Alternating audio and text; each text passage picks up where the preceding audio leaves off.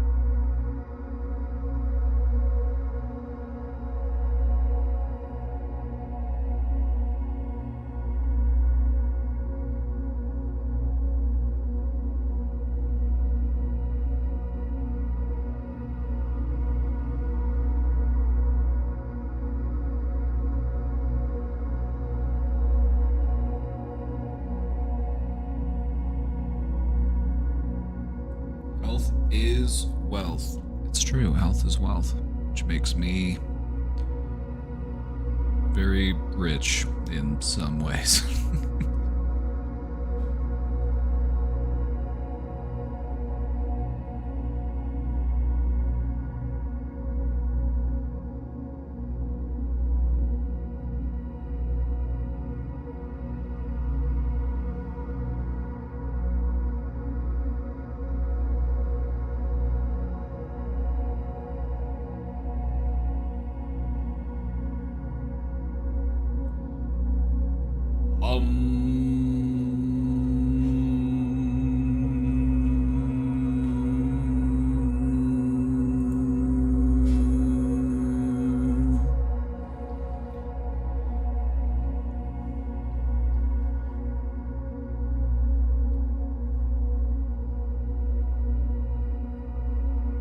Humming is a nice way to regulate your nervous system.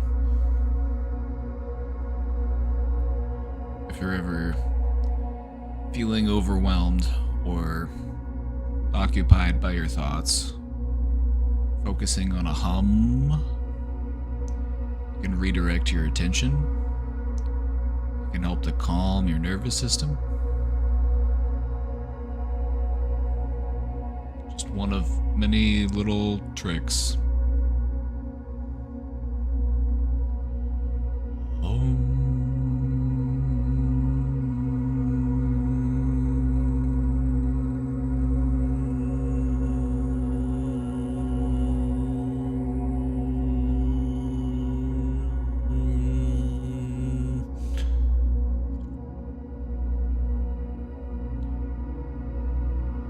If you practice your humming a bit, what you'll notice is that you can move that vibration around throughout different parts of your face. It feels nice.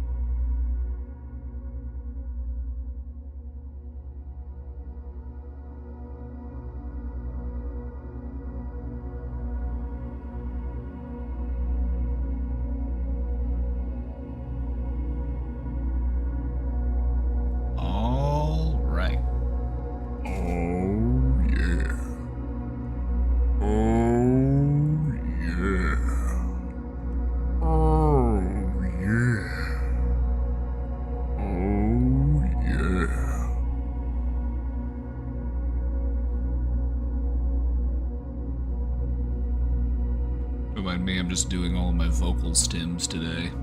It's one of those types of days.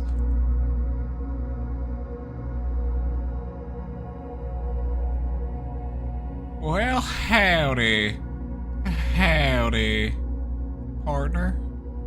Welcome into the brain domain. Why don't you pull up a stool and get yourself a little bit of mental health.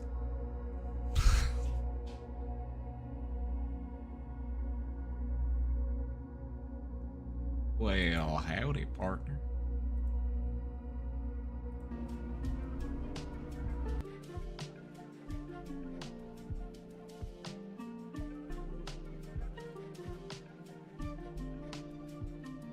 Gotta get that lo-fi going. Gotta get in that lo-fi state of mind.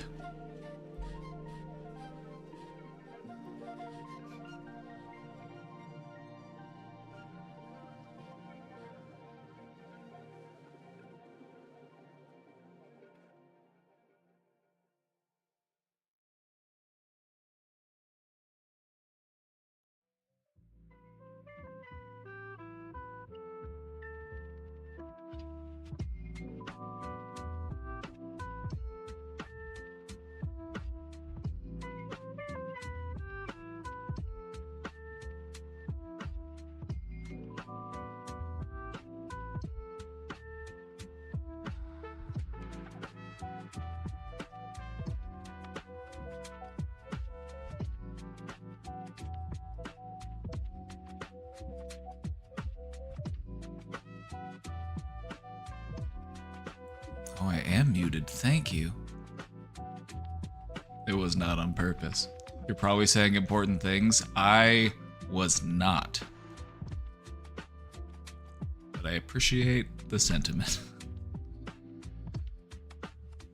I was saying, hey everybody, it's the weekend. Welcome in, it's the weekend. Welcome in. Welcome in. Howdy, howdy, howdy. I also said some howdies.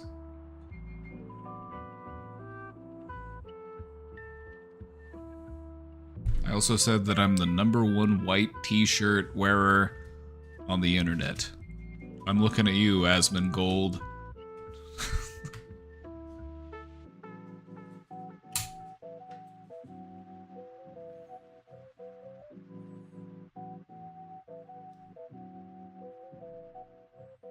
How was the trip to the wilderness? We had a good time. You know, I love going out camping, love being out in nature. But also, I like being able to take other people out there and help to show them a good time. Because a camping trip can very easily be a miserable experience. You know, you gotta make sure you get everything packed up, you gotta make sure you don't forget anything, you gotta make sure you got everything you need. And then you gotta know how to set up camp, you gotta know how to cook food at the campsite. But everybody had a good time. I was in full dad mode. It was great. We had a good time. We got to the campsite. Set up our camp. Made some dinner. I made some steak tacos. We made some fresh pico. We made some guacamole.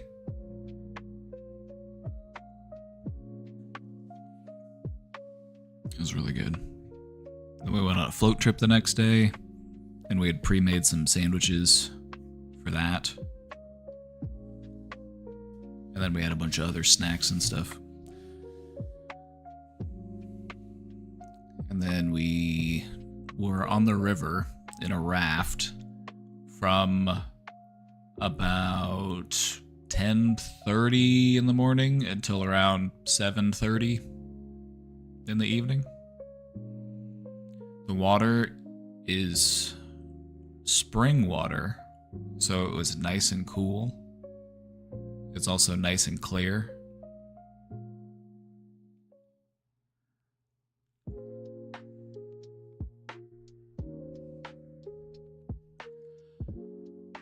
It was really nice. Like when you go on a float trip like this, you want it to be hot because the water is really cold. But to be able to like dunk in the water or even like there were times where I was just hanging off the side of the boat, just slowly flowing down the river, just submerged in this this cool water. And it felt really good. And then I would hop back up and I'd get back on the boat. It's nice. Helps to like keep your body temperature down.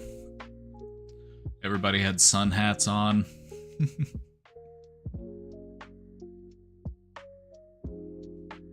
And considering we were outside on the river for like 9 hours, nobody really got sunburned all that bad. And the only, like, you can expect to get some minor little, like, sunburn while you're out there because you're out there in the water, you're out there on a little boat, you gotta be reapplying your sunscreen all the time. It's like, you might miss a spot, or you might, you know, it might get rinsed off. It happens. Is it really hot in America? We've got a heat advisory today.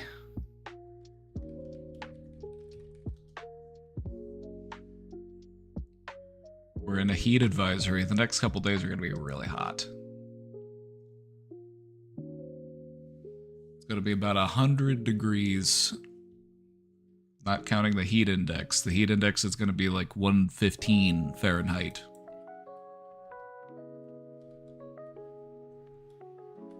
Which in Celsius is like 46. How do you feel about psychedelic trauma treatment? I feel good about it. Allow me to elaborate. So,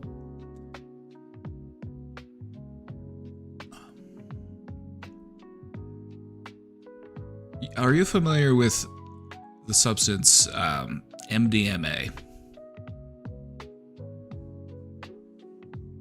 And I ask that intentionally because MDMA was invented to be used medicinally, but then people started abusing it recreationally, and that's when it became outlawed. But in its conception, MDMA was found to be useful in treating patients with PTSD. They were primarily testing it on like soldiers and stuff. But MDMA isn't entirely a psychedelic substance. It is, but the MA in MDMA stands for methamphetamine. It is a psychedelic attached to an amphetamine. You are now understanding why it was so widely abused as a party drug.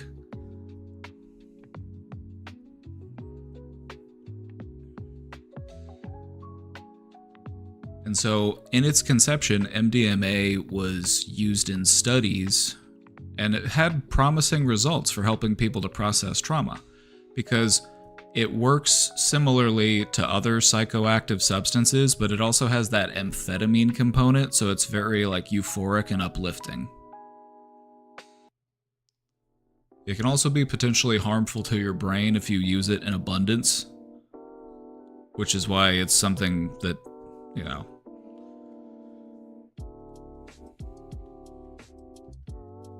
needs to be taken very seriously.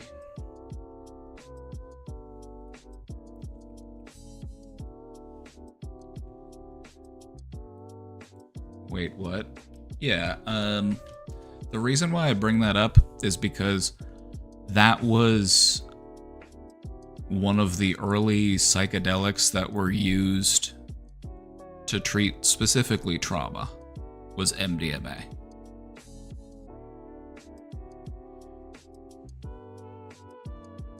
Now, if we were to look back as far as psychedelics, or, you know, you could call them psychedelics. Psychedelics sounds cool.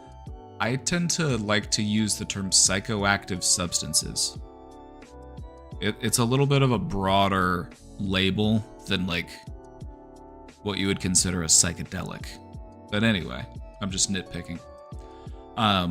Back in the 50s and the 60s, they were doing tests on alcoholics using LSD. And they found that LSD was helpful in treating people's alcoholism.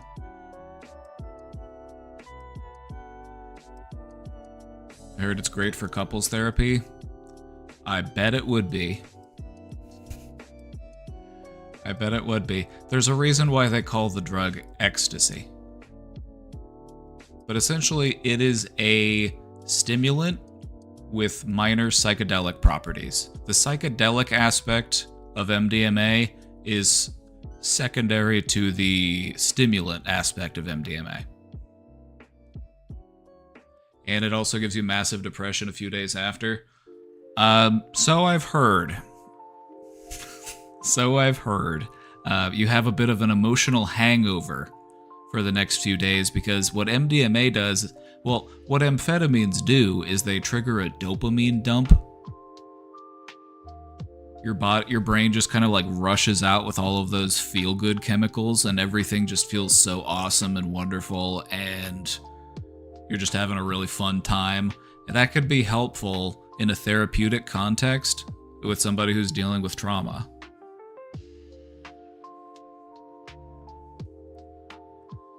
It's a bit of a psychological lubricant, as strange as that might sound.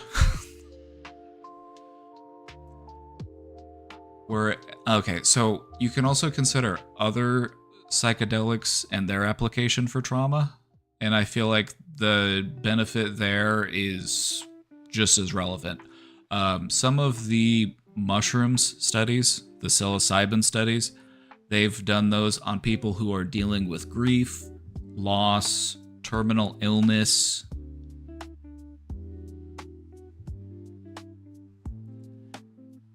And what they found is that it can help people to come to terms with those things and feel at peace with those things.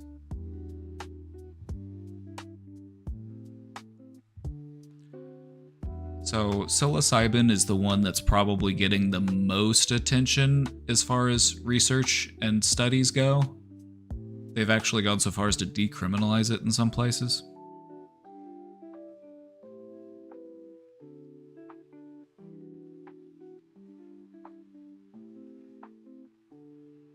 Ketamine is not technically a psychedelic because that's not how it operates. It's actually an anesthetic. However, ketamine therapy is already legal in all 50 states. What ketamine does is, since it's an anesthetic, it basically shuts down your brain for a little bit, but it doesn't shut down all of your brain. There's still a part of your brain that's active, and that's the psychedelic aspect of something like ketamine.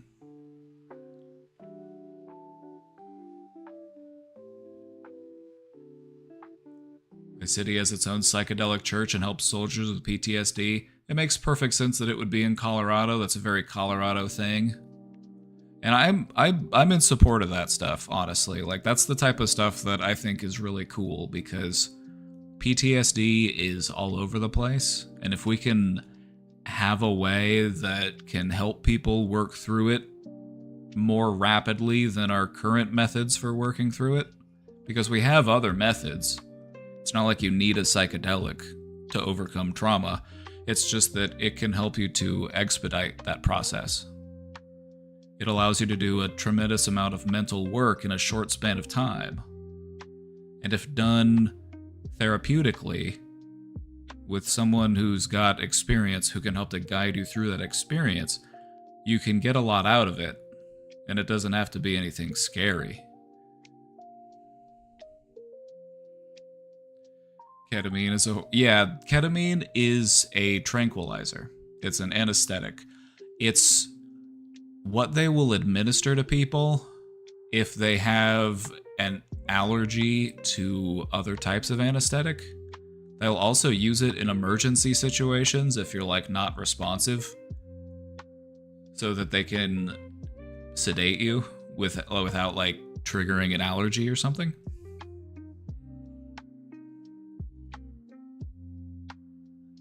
I think we should change PTSD to just reality stress disorder.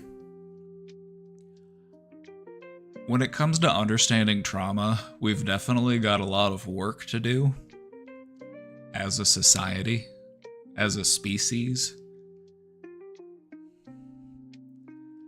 And I think what people are realizing is that trauma doesn't always have to be one type of thing. Initially, we associated trauma with like war. That's where the idea of PTSD originated, was people are going to war, they're watching their friends get blown up, they're committing war crimes, and they get traumatized by it.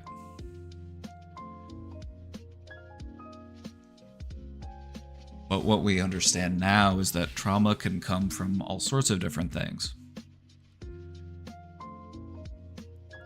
But it also doesn't have to be like one big thing. It can also be many small things over a span of time, like chronic, low-level abuse. It accumulates.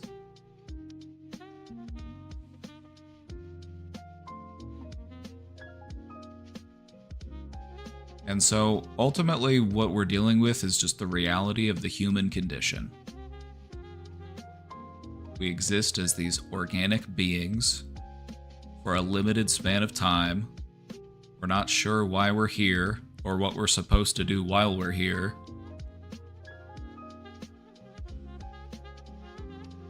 And sometimes the world is a scary and confusing place. It's also a very beautiful place. There's a lot of wonderful, miraculous things that happen.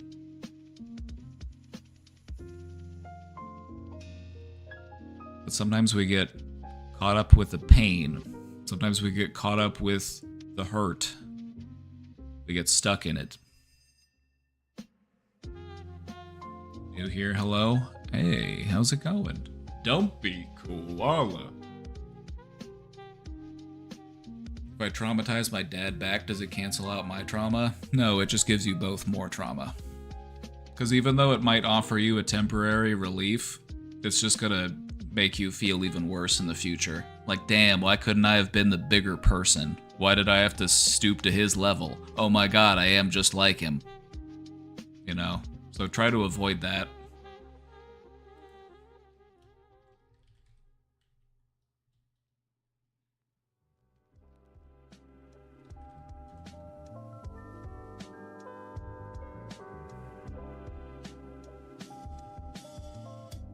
It's the best way to deal with being overwhelmed. The best way to deal with being overwhelmed starts with grounding yourself. By grounding yourself, what I mean is turning your attention away from your thoughts and onto your body. Am I comfortable where I'm sitting right now? Take a big, deep breath in and just observe it. Just invite that breath in through the nose. Fill yourself up with that breath and just enjoy that sensation of fullness. And then slowly let it go. And just pay attention to your breathing.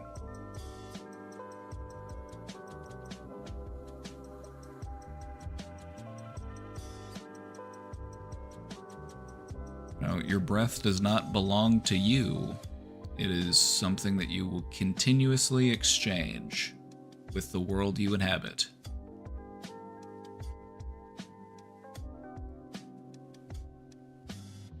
No two breaths are the same.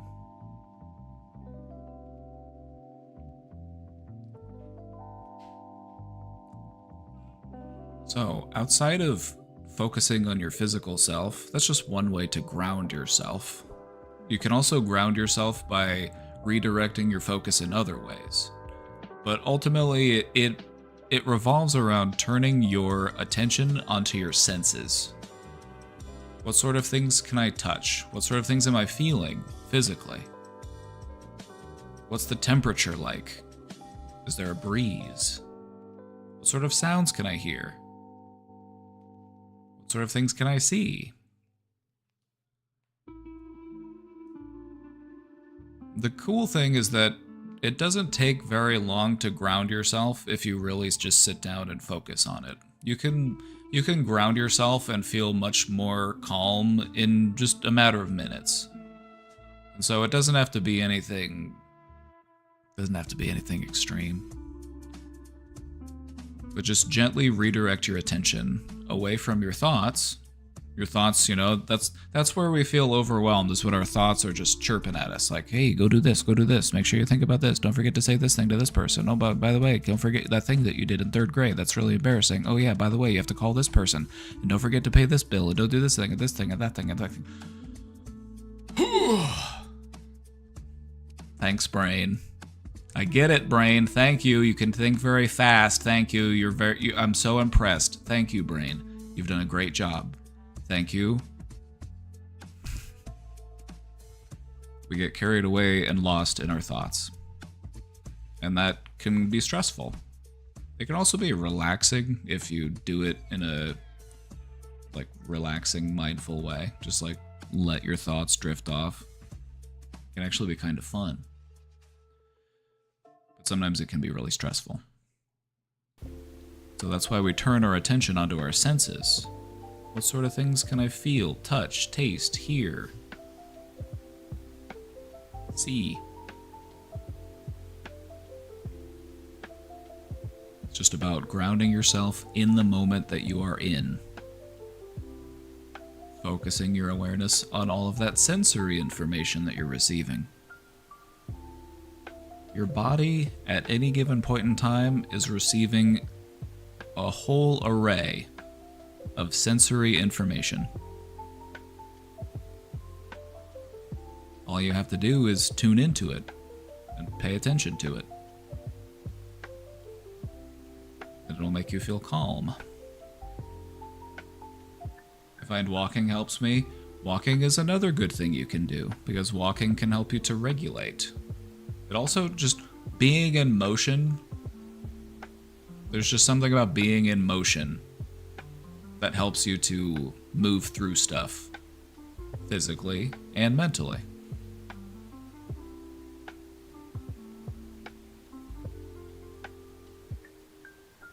Humming could help. If you're a hummer. It's one of the things I like to do. I like to hum, because if you notice, whenever you're focusing on a hum, it kind of just makes everything else go away for a moment, and all you can really focus on is that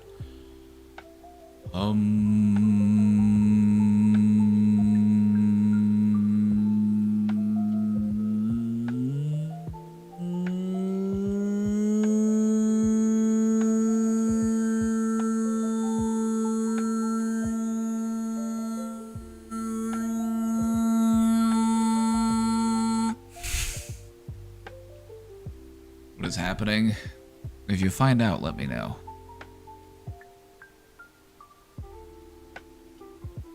I was humming and I was just raising the hum up through my sinuses. And then it makes funny noises. But it feels nice. It shakes stuff loose. Sounds like someone was cutting grass outside my window. Yeah, it was me. I don't know if I can reach that frequency. Eventually, okay, so if you did want to practice humming, I would just start by just humming with your mouth, just hum, and just keep trying to put more and more into it. It'll tickle if you're not used to doing it. It'll make like your nose tickle. It'll make you make your nose itch. It might tickle your face a bit. But just keep putting more and more into your hum. Just hum as much as as hard as you can. Just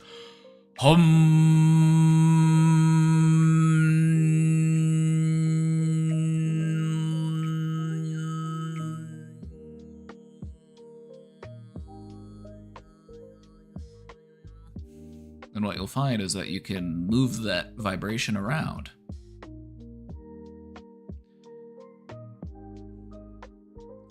It's one of the things that they do in certain styles of throat singing. What about a song or a beat? That works too.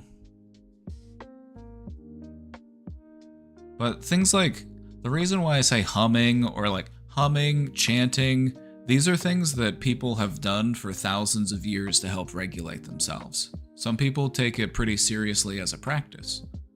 So I would say just give it a try and see what it can do for you, because it's one of the things I like to do. Just put all of your awareness and focus into whatever sound it is that you're making. It's like cats purring, precisely. Cats purr to regulate themselves. We can also regulate ourselves by vibrating. Do I meditate every day? Do you want to hear my answer? Do I sit down and like consciously meditate for a certain span of time every single day?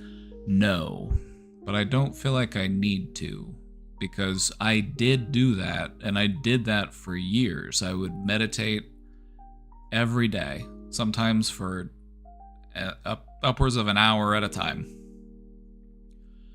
And what I found was that in doing that enough and spending enough time in that headspace, I was able to, it felt like I unlocked an ability. I felt like I put enough skill points into meditation and I hit a certain level and I unlocked a new ability. And it was the ability to just do it anywhere, anytime. To just persist in that sort of meditative headspace. Because when you are a practiced meditator, what you realize, and this is stuff that I've also learned from Tibetan monks, like this is stuff that they'll teach you, is that meditation isn't just about sitting down and, okay, I'm going to clear my mind, I'm going to have an empty head, I'm just going to think nothing. That's not really what meditation is. Meditation is something that you can do anywhere, anytime, for any length of time. It's just about being aware without attachment. And when I say attachment, what I mean is thinking or feeling some type of way about whatever it is that you're experiencing. So if you have a thought that pops into your head, don't run off with it.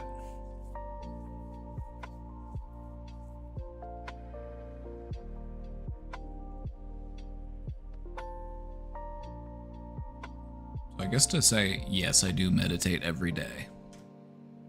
It's just a part of how I try to move throughout my days in a meditative way.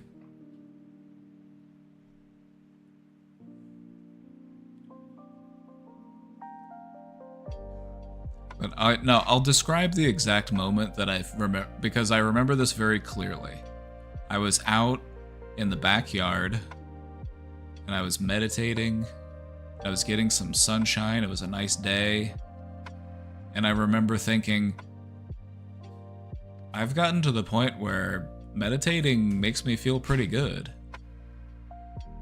Just focus in. I feel very relaxed. I feel very content. I feel very at peace.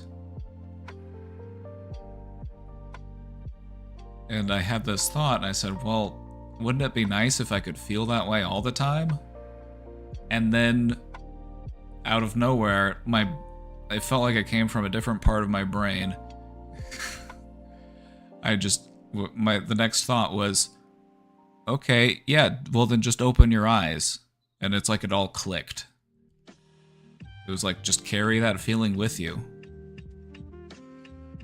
Just try to remain in that space all the time.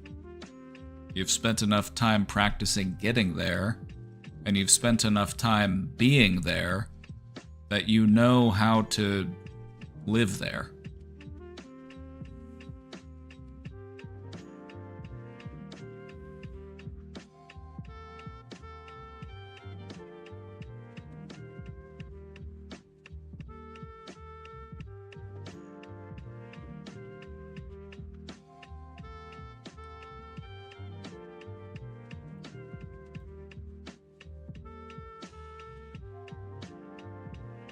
Alright, everybody.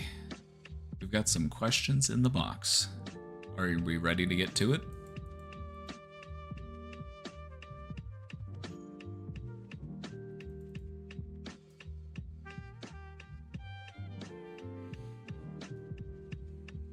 I'm ready. Let's get to work.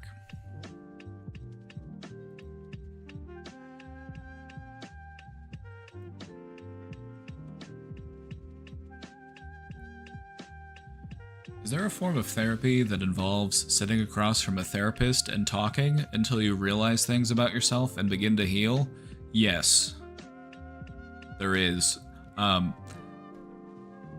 What you're describing is essentially what therapy was in its inception.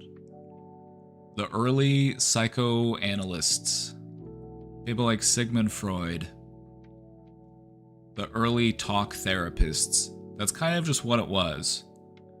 You would lay out on that little couch thing, that little Shea lounge.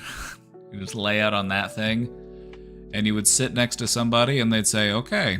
They would just ask you some questions to get you thinking, and then they would basically just let you talk as you talked through things, and you figured things out, and you put stuff together. What they found is that this works, however, it can take a while. A proper psychoanalytic therapy can take years to do. That doesn't mean it doesn't work. It's just that since there's not really much direction and guidance on the part of the therapist might just ask you questions to just keep you thinking, or just tell me more about that. And how does that make you feel? Just stuff like that, just... There are still therapists that do psychoanalytic therapy. You don't see a lot of them in the United States, though. But it's still pretty big in other parts of the world, especially Germany, where it was, I don't know, wait, was Sigmund Freud German or Austrian? I don't remember. Forgive me. It might have been, I think he was German, but it's still pretty popular in that part of the world, back where it was invented. I think Freud was a bartender who realized he could make a lot more money calling himself a doctor. Tell me your problems until you figure yourself out. No, see, you're actually pointing out something really important. We've always sought out that type of person to just talk about our stuff, so just a compassionate ear, and a bartender's a great example, because that's where people have gone to talk about their problems for thousands of years.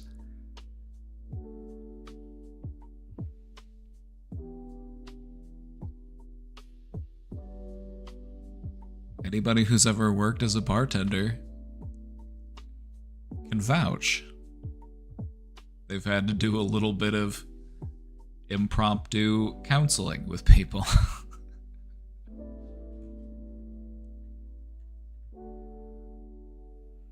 Of course, ideally you don't want to be inebriated in therapy. That's frowned upon.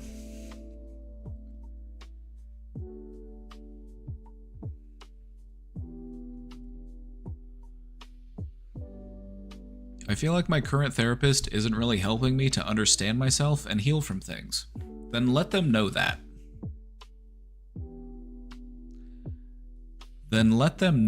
That's okay to let them know that.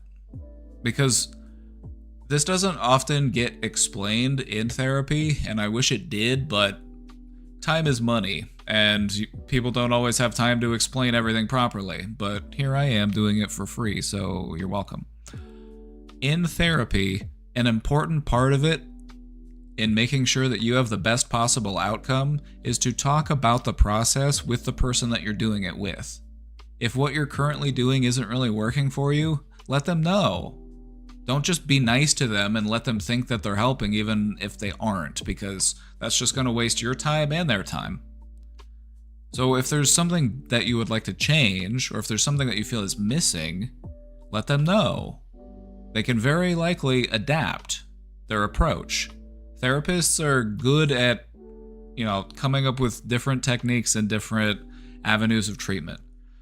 At least the good ones are. It makes sense that you need to be skilled in a variety of different approaches if you're going to be a skillful therapist. Because different things work for different people. You got to be able to find out what works with the person that you're working with.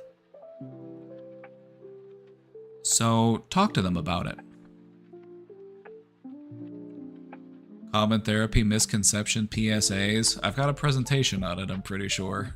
I've got a presentation on it. Maybe we'll run it back today.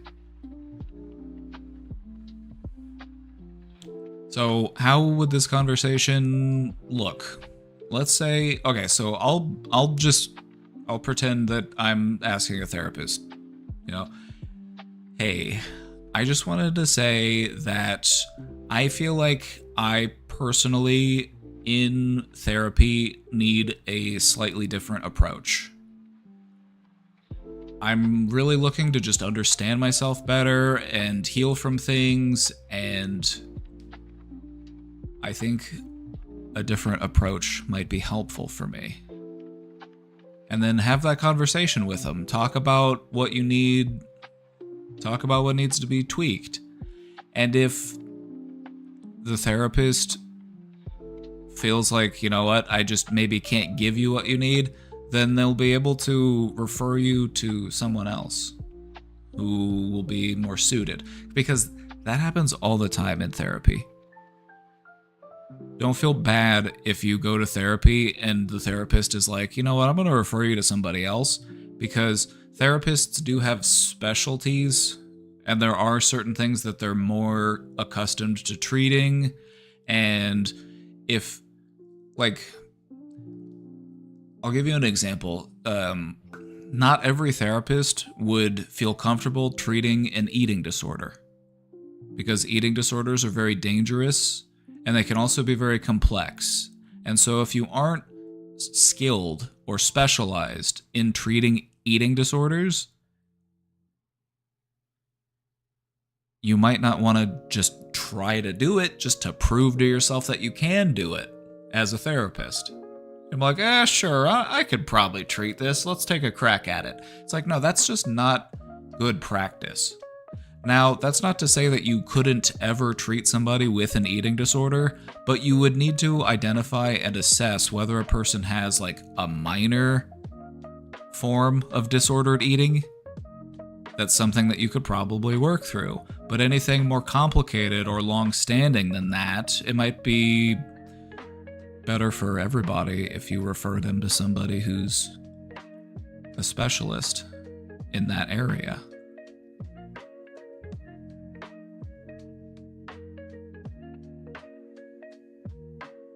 It also helps to have a feeling of mutual understanding with your therapist, because it's a collaborative effort.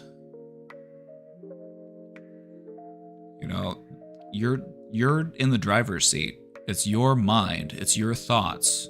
And the therapist is just there in the passenger seat.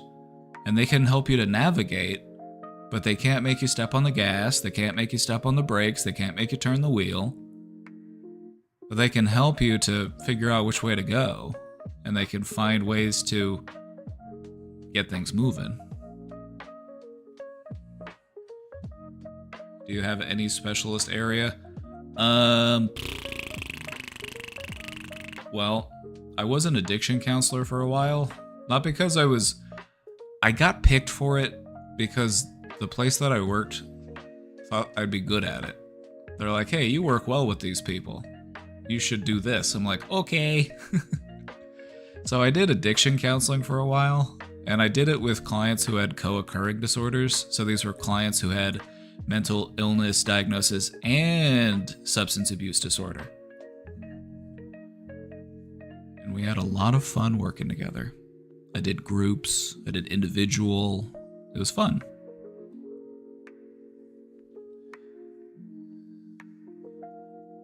But some of the other things that I liked to work with, I got assigned a lot of people who were on the autism spectrum.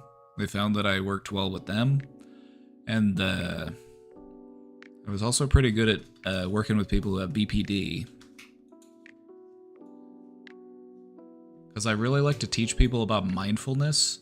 And mindfulness is one of the really important skills to learn and practice when it comes to BPD.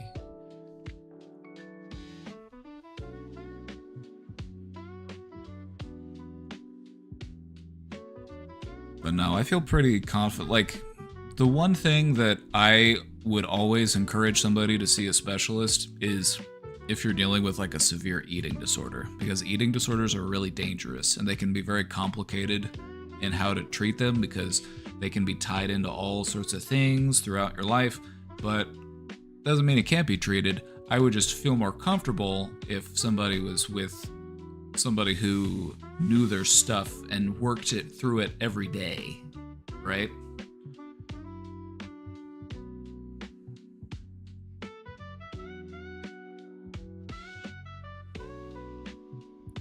It's like when you're building a house and then you have to do the electrical. It's like, well, I could do the electrical by myself, but I don't want anybody getting hurt.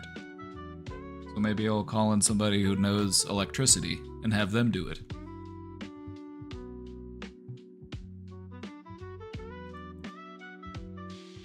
And anyway, it's just an important skill to have as a therapist is to identify your own limitations. Because you're not going to be a good fit for everybody. There are going to be some people who it's just not a good match, and you're just not really going to be able to do much to help them. And you need to understand that and not allow your ego to drive you and be like, no, I'll take on any client. I'll take on any patient. And that's part of the big problem with like internet therapy or like therapy through an app these days, because the therapists get paid based on the number of clients they have, and so they don't get to be as selective as far as what it is that they're treating, and they're also just way overloaded. So quality of care goes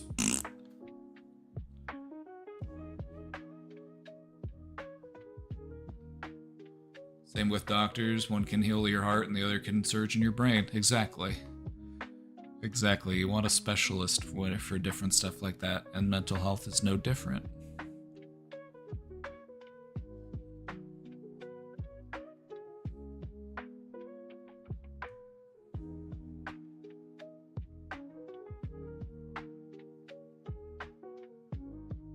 I guess one of the things that I like, if I did have to like label myself as far as what I view myself as a psychologist, would be I try to consider the whole person.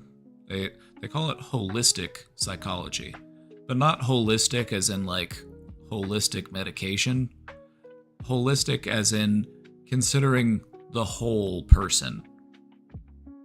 You know, it's not just your thoughts, it's also your lifestyle, it's also your relationships, it's also, taking everything into consideration.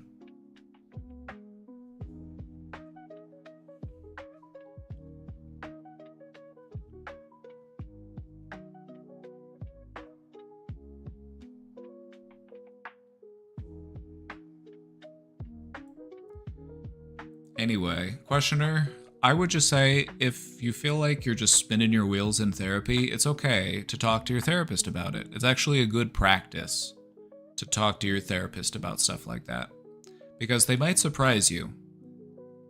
If your therapist thinks that they're doing a good job and you're not giving them any like feedback or anything, then they're just going to keep doing what they're doing because they're like, it must be working. They're not telling me it's not working. A really good therapist would check for that, because a really good therapist would anticipate that you as the client might be more agreeable than normal because you view me as the expert. And so you're more likely to just agree with whatever I say because I'm the professional or whatever.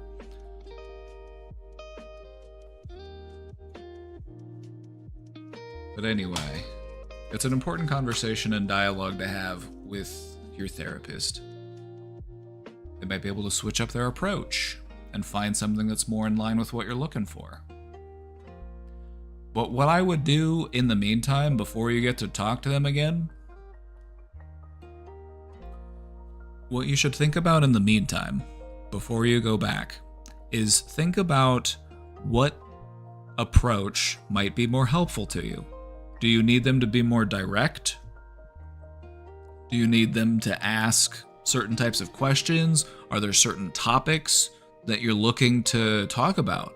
Are there specific things that you're wanting to work through?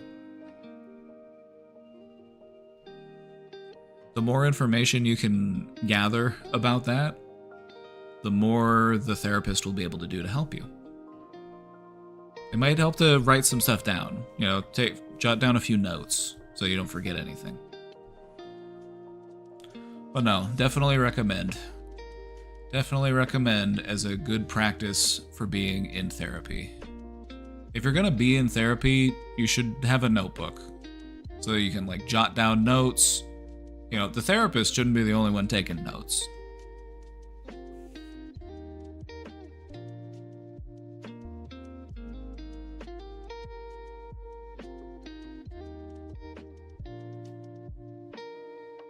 Mr. Brain, do you have a favorite physicist? I gotta give it up for the one, the only, the GOAT, Sir Isaac Newton. I named the squirrel that we rehabbed after him. His name was Newton. He was named after Sir Isaac because he fell out of a tree. Discovered gravity.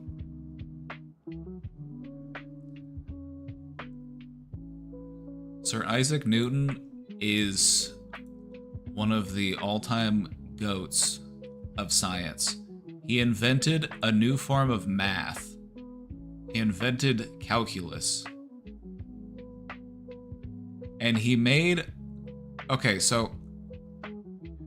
invented a new kind of mathematics called calculus, discovered how light and color work, and showed how gravity functions in the universe. Remarkably, he made these discoveries over a period of 18 months. Between 1665 and 1667. By the way, he was 25.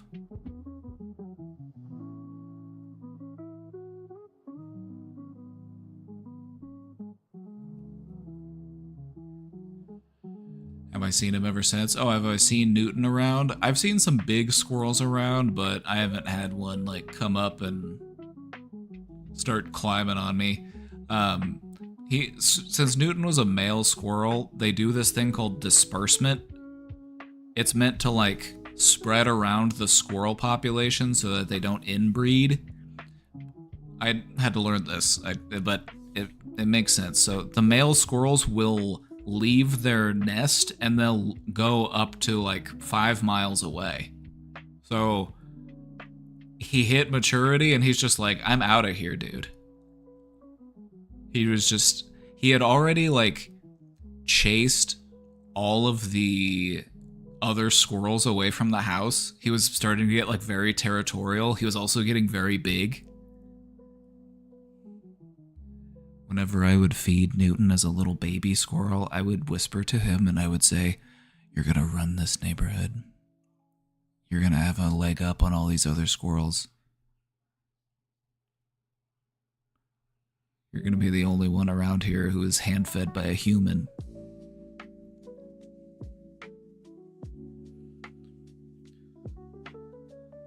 I think if we had rehabbed a girl squirrel, she probably would have hung around and stayed in the nest, but boy squirrels, they just take off, so who knows? Every time I see a big, fat, clumsy squirrel, I'm just like, is that you? Is that you, Newton? I do miss him though, but he was getting very like it was a good rehab because he was just getting very comfortable outside. He was getting very squirrely. His instincts were taking over, and that's how you want it to go. You know, he was climbing around the trees. He was finding food for himself. He was starting to interact with other squirrels. He was a good guy. He was a fun little guy.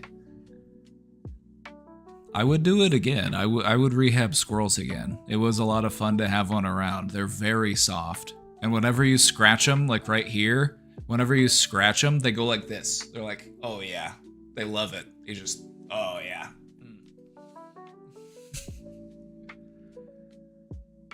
But he loved it when I would just hold him in one hand and just like...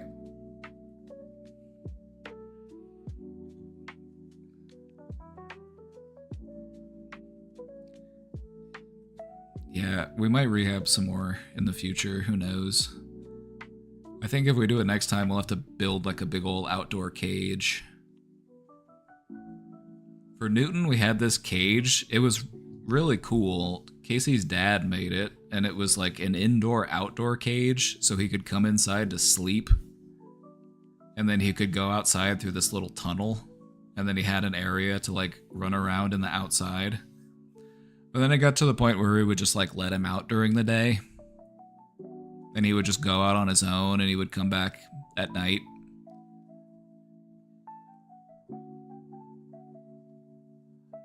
And then he got to the point where he would go out and just stay out for longer and longer until one day he just left.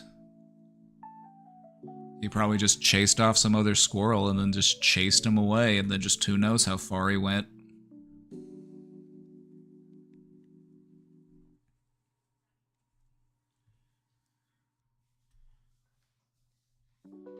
Probably having a perfect squirrel life and has a cute squirrel family. That's what my heart believes. You know, that's the thing about rehabbing an animal is like once they go back out into nature, you don't know what happens to them.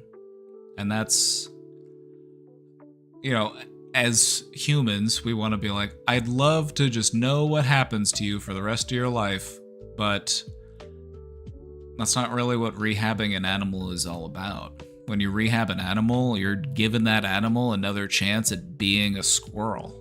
But in that case, we were giving him a second shot at being a squirrel.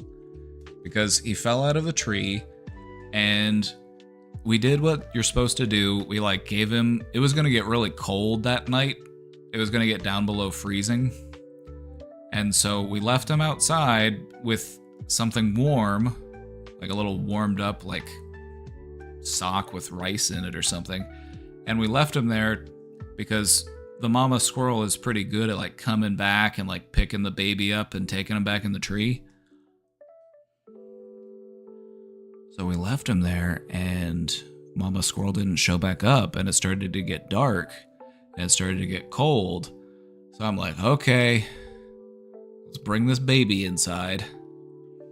And we got him a little heater pad, and we ran to the store and got some puppy milk, because that's what he would eat, is puppy milk. He would eat puppy milk, and I would also mix a little bit of like heavy cream into it, because squirrel milk, I guess, has more fat, and so the blend of like puppy milk and heavy cream.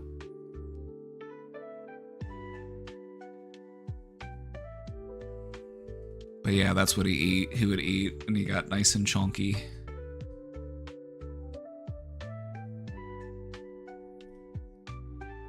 He's such a fun little guy. Such a fun little guy.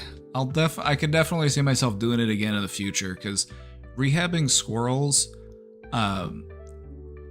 if that's something that you're interested in, it's a great animal to like introduce yourself to rehabbing animals, because squirrels are very hardy, and they've also got great instincts, so it's easy to retransition them back into, you know, nature.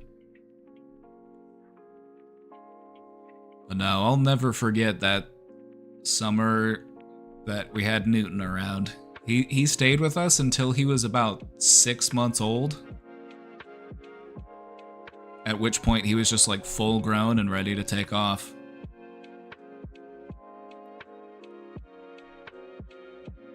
I think because he was so well fed and so like well taken care of, he did like grow faster. Like squirrels do grow fast, but I think he had an extra advantage.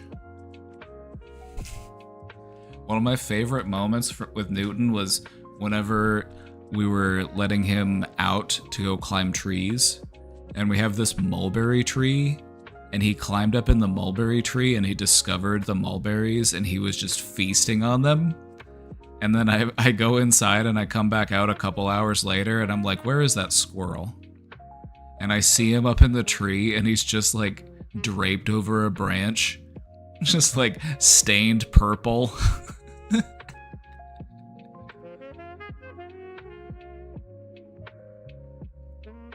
It was so funny.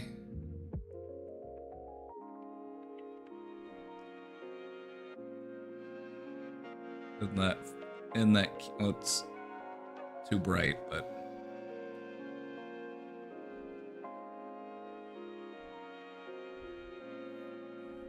God, he was big. He was a big squirrel.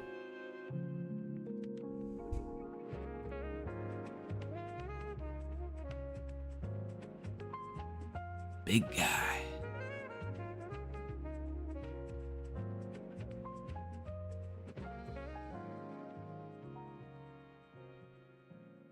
Let me see if I can find this picture. Hold on. Let me see if I can find the mulberry tree picture, because I did get a picture of him up there. Purple face.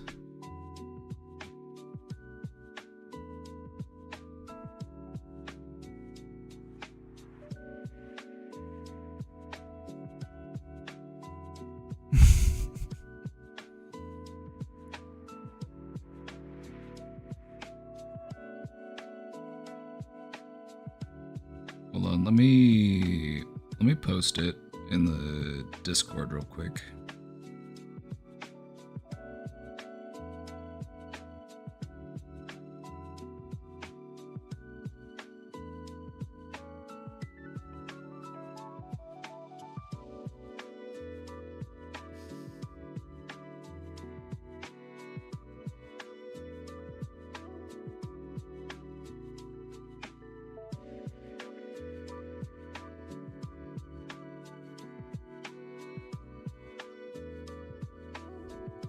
Post it in the Discord, that way it's a little more visible.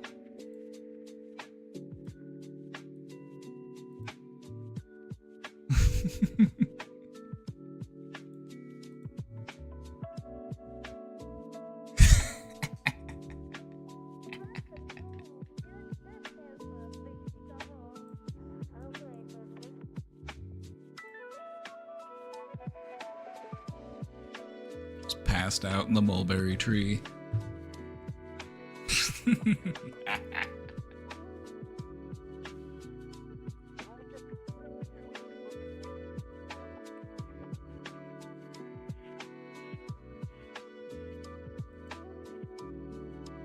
Yeah, when we found him, he was probably like, he was between like 2 and 3 weeks old.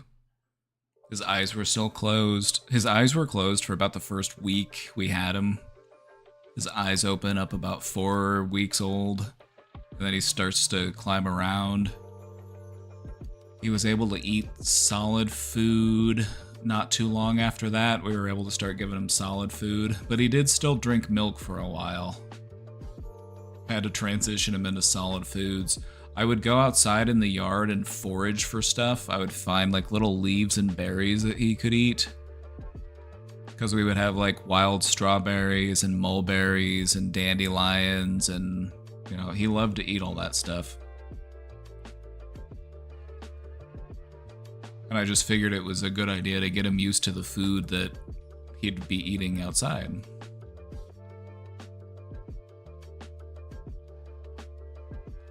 Now, that was such a funny time.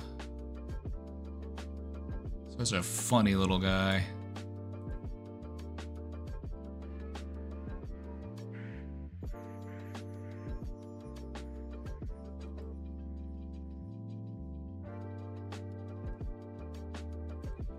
Yeah, it was like having a newborn. For the first couple weeks, he had to be fed overnight. I had to feed him like every 3 hours. And so I'd have to wake up in the night to feed him. I'd have to wake up, go make his milk, go warm it up, make sure it's not too hot, get the little syringe, and then take this little squirrel and just slowly. What I've learned is you could actually take a paintbrush and just put the milk on the end of a paintbrush and I didn't know that. I'll remember that for next time though. I learned that afterwards.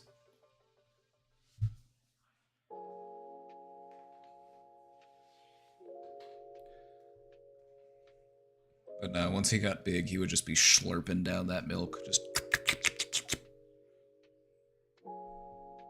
gobbling it.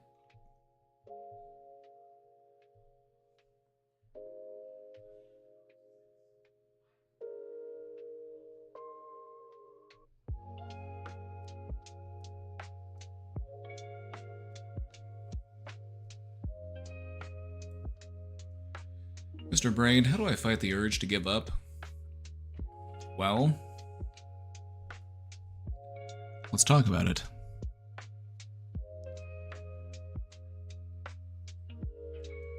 I think it's important to start off by recognizing that the urge to give up is not necessarily because you want things to be finished forever. We feel that urge because we're just looking for peace. We're just trying to find a sense of peace, and that's doable.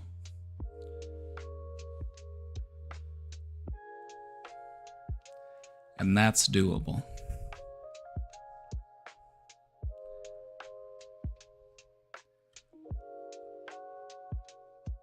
The journey out of this feeling is made with many small steps.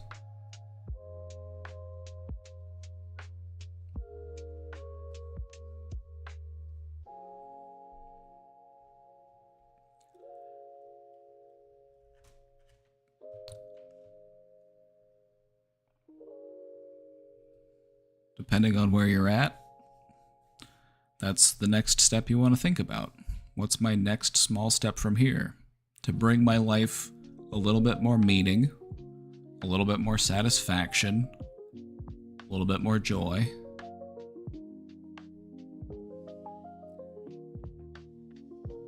It's a process of discovering what sort of things you're looking for, but also realizing what things you're ready to leave behind.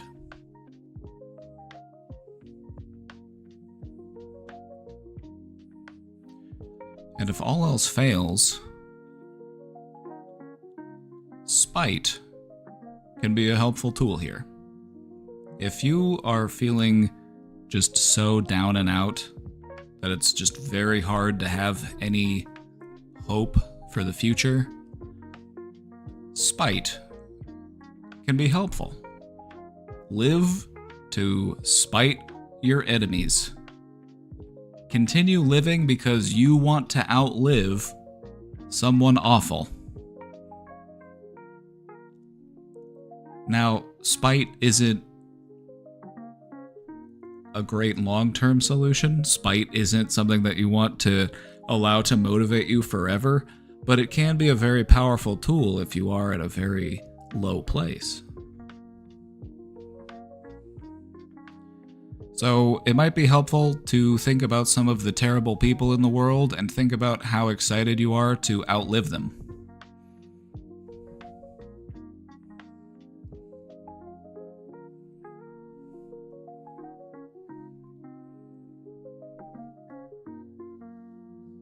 You know, it's a tough life. We gotta get through somehow.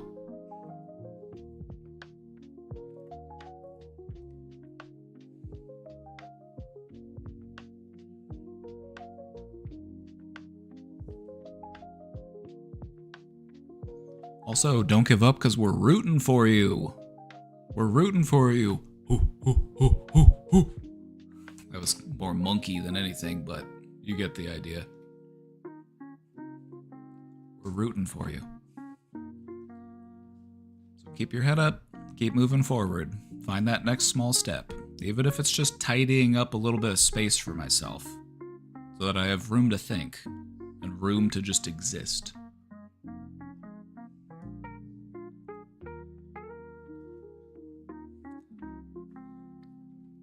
It might be helpful to also turn your attention to the environment you're in, because a chaotic and cluttered environment is often a reflection of a chaotic and cluttered mind.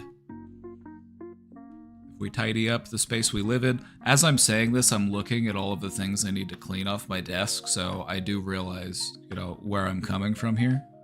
Maybe that's why I'm so easily distracted, is because there's a bunch of random shit on my desk.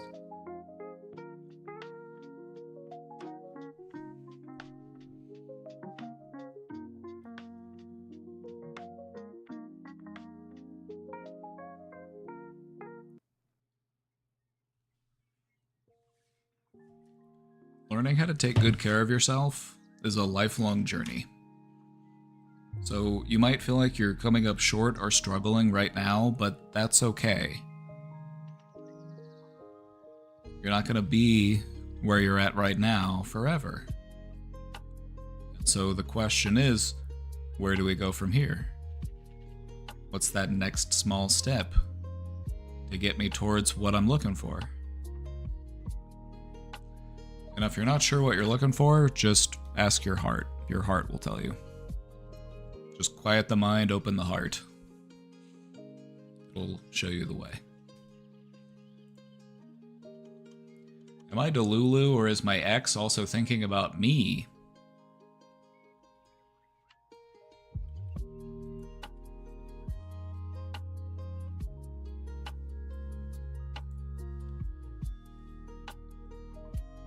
Could be both. I don't know. I don't know. I'm having to... Okay, is your ex thinking about you? Depending on how long ago you broke up, probably. Are they thinking about you all day, every day? Probably not. They've probably got other stuff that they're thinking about too. Just like you don't think about them all day, every day. Even if you think about them a lot, you don't think about them all day, every day.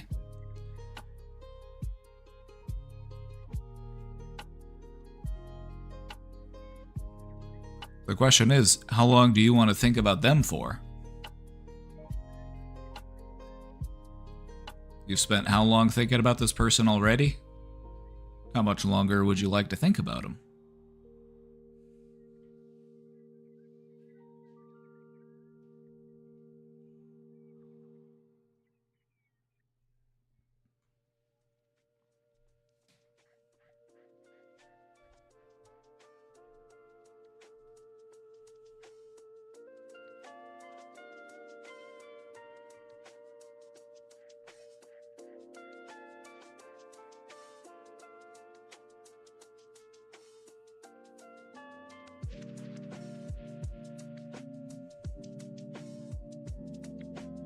Getting over somebody can be hard.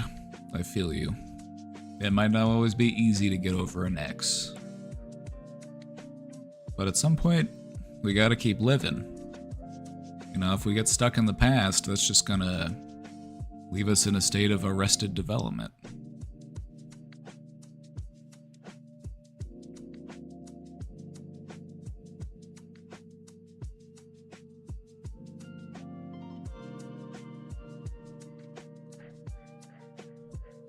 But no, I'm sure that they feel really bad about breaking up with you. They really regret breaking up with you, but unfortunately, it's not meant to be.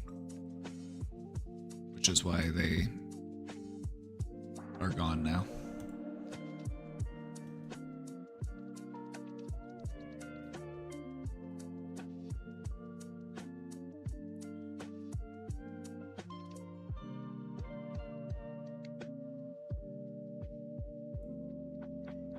Just, I guess as a disclaimer, in this community, we do tend to be pretty, we tend to be pretty pro moving on from an ex relationship.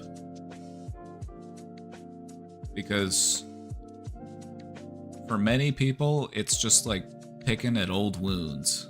You know, you need to quit picking at them so that those wounds can heal, so that we can keep on moving and not have to deal with that pain. Now, that's not to say that there aren't people that get back together with their ex and things work out spectacularly, but I feel like it's going to be a small percentage of those types of situations. Like, they're your ex for a reason. Things weren't working. Are you both willing to do the work you need to? It's a mutual thing. You both have to be willing to do the work you need to do to make things work.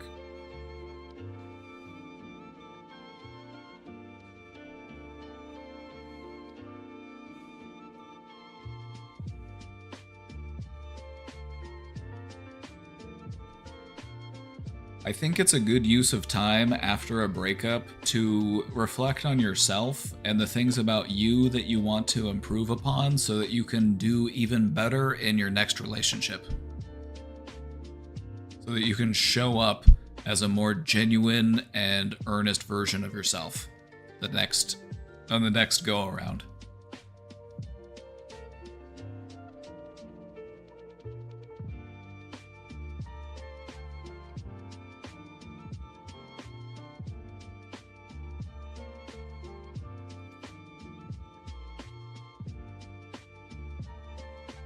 Right, let's take a look at this one.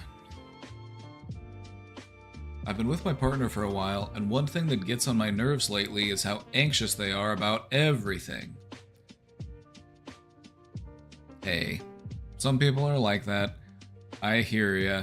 I get it. It can be frustrating. But just imagine how stressful it must be for them. Everything is terrifying. When something unexpected happens, it's always the worst possible outcome. There's a word for that. It's catastrophizing. And it's a symptom of anxiety. So we're dealing with anxiety, and if it's anxiety that's across multiple situations, it's a consistent thing, then it's possibly something more like generalized anxiety. Just anxious as a default, which is exhausting. It's not fun. I feel drained all the time because I am not an exaggerated reactor and I tend to stay calm and analyze things differently, and they get mad at me for appearing to not care. Ah, see, this is where good communication comes into play. It's not that you don't care. It's just that you show how you care differently. And that's not a bad thing. If anything, it helps you two to balance each other out. If you have two partners that have the same way of processing anxiety, what's going to happen? If you're both anxious and freaked out all the time, what's going to happen? However, if you're also both like very stone-faced and stoic all the time, like, you know, that can create its own issues. So you've got balance here. One of the things about having a partner is that they worry about stuff that you don't worry about. And you worry about stuff that they don't worry about, so that you can cover all your bases.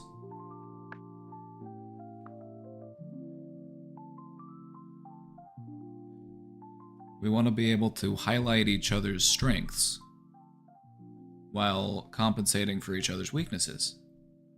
It's the foundation of a strong relationship. I don't know how to help them with their anxiety.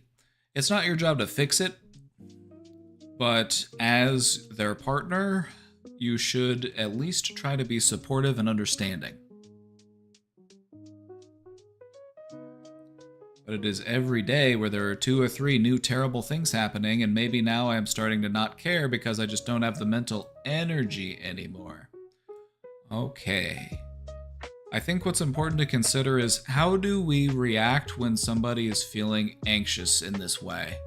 How do we respond to that? If somebody comes to you and they're like, hey, I'm really worried about this thing that's going to happen, what we don't want to do is say, don't worry about that. Why are you worried about that? There's no reason to be worried about that. You're making a big deal out of things. Don't do that. That's not really going to be helpful. But and I'm not saying that's what you do. I'm just saying that's what a lot of people tend to do. Like, why are you worried? Stop worrying. Don't do this. That doesn't really help. What you could do as a partner to help this person navigate their anxiety is to just ask them questions about it. What makes you say that? Now, why do you think that would happen? Well, what would we do if that happened? You talk them through it. Like, oh, you're worried we're going to go on a plane and we're worried that we're going to get stranded on a desert island? It's like, okay, well, what would we do if that happened? Well, I guess we'd start looking for coconuts. I guess we'd build a little shelter. Maybe we'd spell SOS in rocks out on the beach.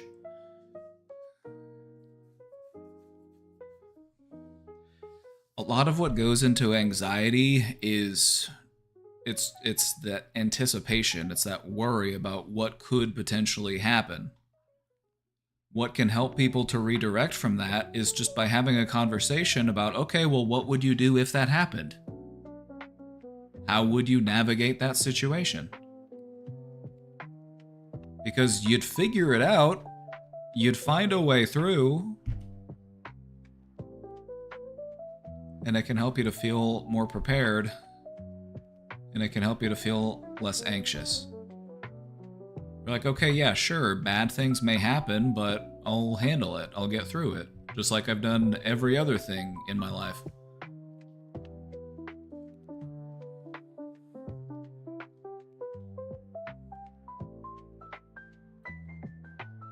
It gets to the point where I feel like anxiety is this ball that is passed around and people just want to spread it around or something. Yeah, I get what you're saying. It's contagious. Worry is contagious, for sure. Not necessarily a bad thing, it's just, a survival thing, but it can become troublesome if we're spending too much time and energy on hypotheticals. Like, I got enough on my own plate, I don't know. Trying not to sound callous, but girl, I am exhausted.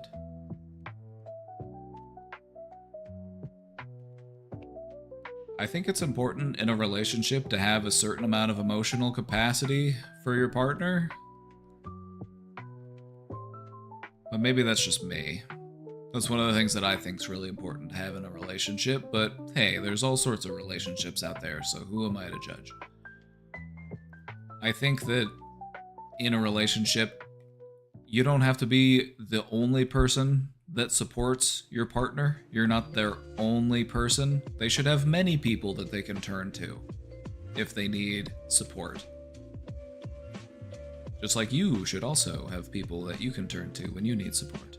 But you should also be able to come together and support one another and get, understand each other. Because that's what's, in my opinion, one of the most important things in a relationship is mutual understanding.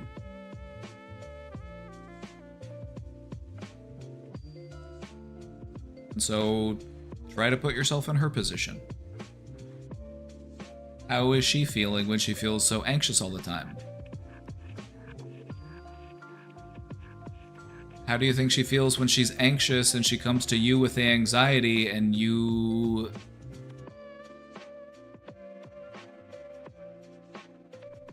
How you respond to it? How do you think she feels that way?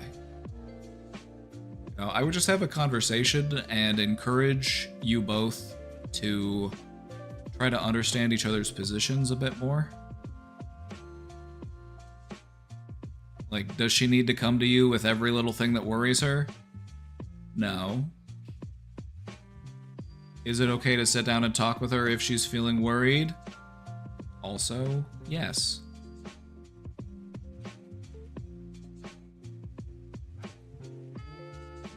Try to find that good balance. Try to find that mutual understanding. It's a big part of what makes a relationship work.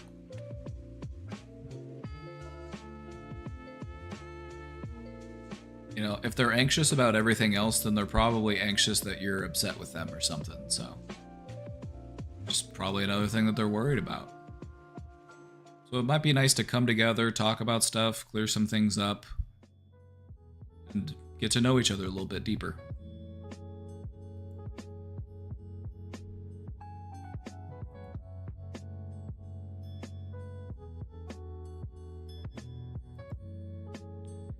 Yo, Brian. That's me, Brian Brain. It feels like I've spent 24 years shut in a room. Like, how do I go about getting out and building a life for myself that I can be happy with?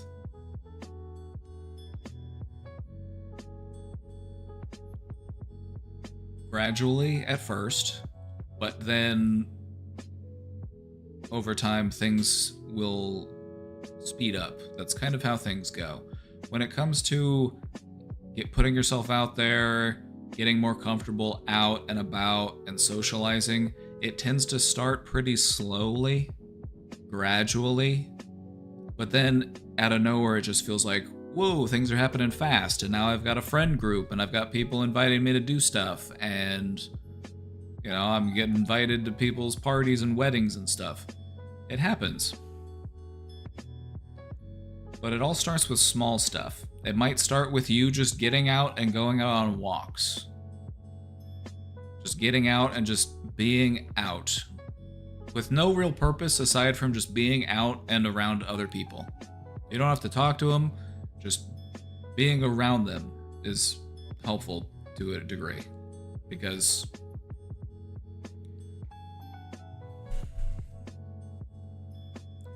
it's good for us to be around other people. It's important to us as humans. Once you feel more comfortable getting out,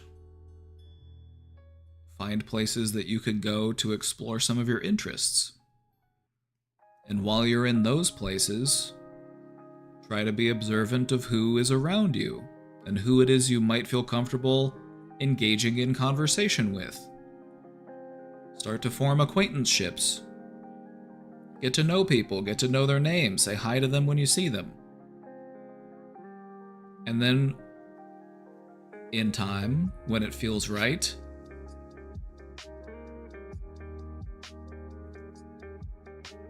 or maybe they'll be the one to initiate, who knows? Maybe they'll be the one to take it to the next level and invite you to go do something.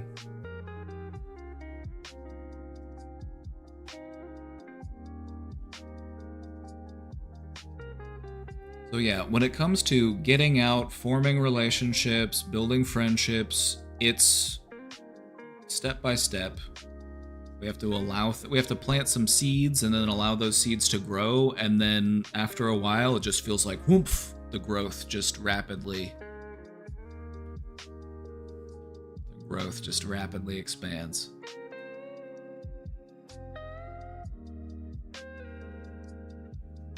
I love going to the library. The library is a great place to go. They also might have a billboard where they have like little clubs and groups and other things that the library does that you might be able to check out. Or maybe you could check out a volunteer opportunity and meet some people out volunteering. Maybe you could go to a hobby shop or a game store or something involved with something that you like and just get to know the people there. You don't need to rush into making friends with people. You start off by just getting to know them first. You learn their name. You recognize them. You form that acquaintanceship. And then they start to feel more familiar with you. And then in a span of time, you know, maybe a couple days, a couple weeks, you can be like, hey, you know, it's been cool hanging out with you. you have any interest in going and seeing that new movie? Or, hey, you know, you've been talking about that movie that's coming out. You want to go see it? Hey, this new restaurant opened up down the street. I was going to go get something to eat. You want to join? Just... Or you find out other stuff that they like oh, they like hiking? Like, oh yeah, I like hiking, sounds fun. When do you normally go? You mind if I tag along sometime? That sounds like fun.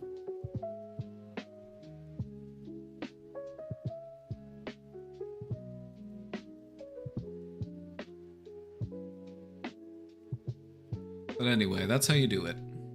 And it all starts by just getting up,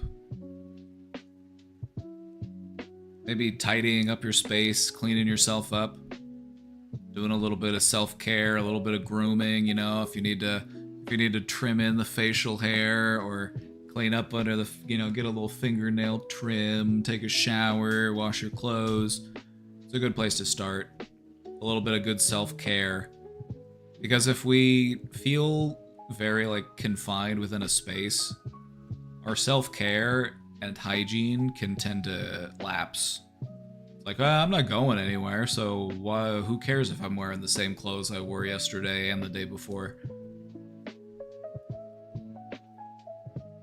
And so there's a lot of prep work that can go into you getting out there and meeting people and building a life for yourself. There's a lot that you can do in the privacy of your own home and in the privacy of your own heart. But if you have any more questions about how to make that happen, let us know. We're happy to help. It's been over 10 years and I'm still not over him, though.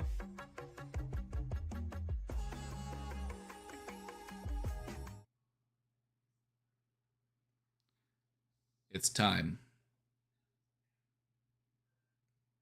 It's time. It's bid time. For yourself, it's time to let it go. That ship has sailed. It is over the horizon. It is across the ocean. It's not coming back.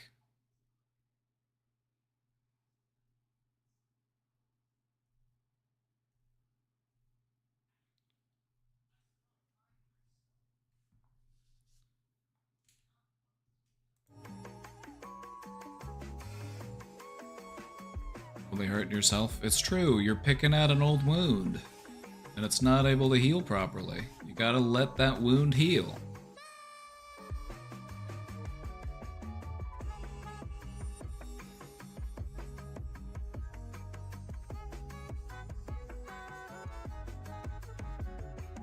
Can you tell Casey I miss her and I love her in a non-parasocial way? Who? Redacted?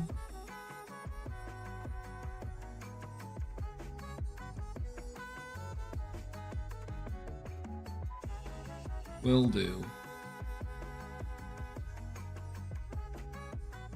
I left an abusive relationship of 3.5 years over 2 months ago, and I don't really feel alive anymore. Ah.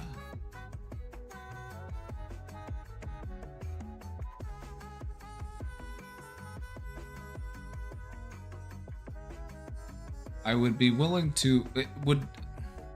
It's difficult because I want to phrase this as a question, but I'm just responding to the question box, so I can't really ask you anonymously. I'm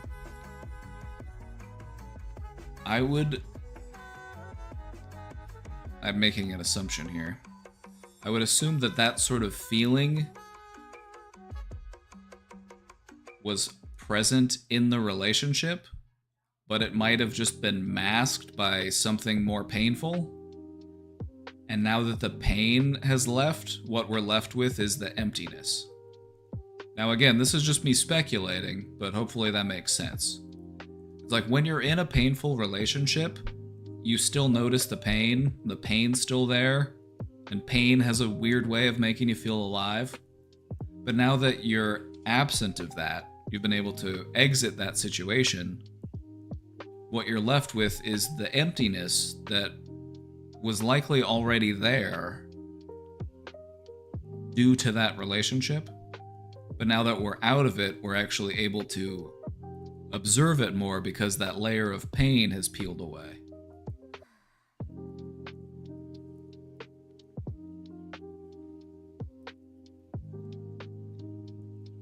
I wasn't living my life to the fullest before meeting her, but I also had undergone a period of growth in the month before meeting her. So while she showed me how life could be fun with love bombing prior to physical abuse, she also eventually negated the growth I'd gone through.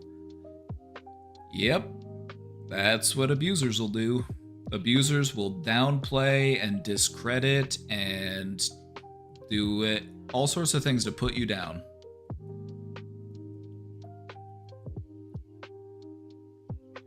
So that they can be the one to lift you back up.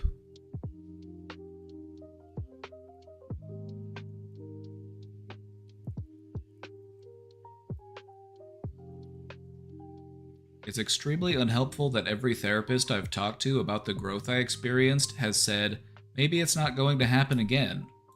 What? Instead of actually fucking talking to me about what it was like and what's going on now so as to recreate it. They said that?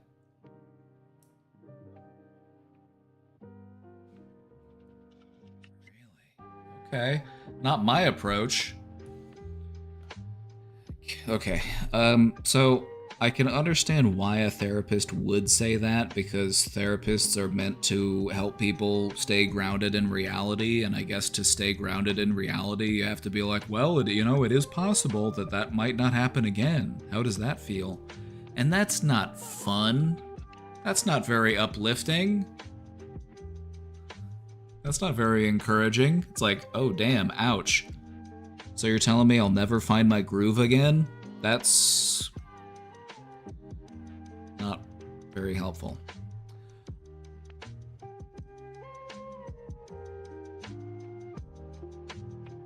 From my perspective, I view this as a setback, if anything.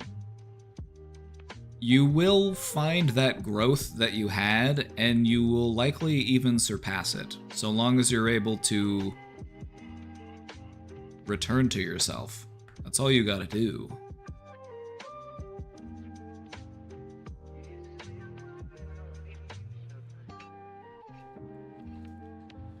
What you may come to find is that when you are picking up where you left off,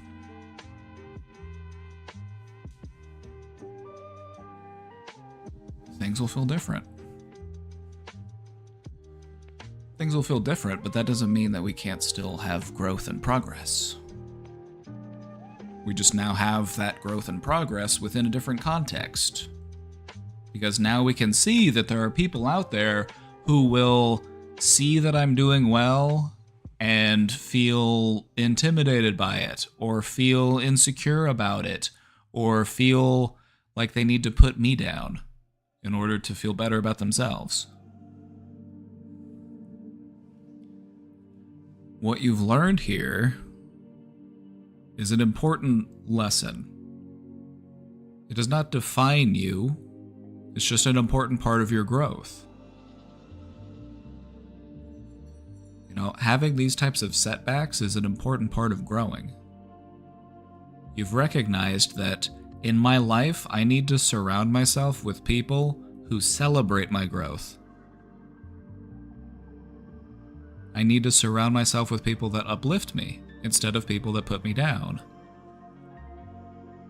And it's a painful lesson to learn because we want to be able to trust that people won't hurt us. It's a painful lesson to learn. But hopefully it's a lesson that you only have to learn once.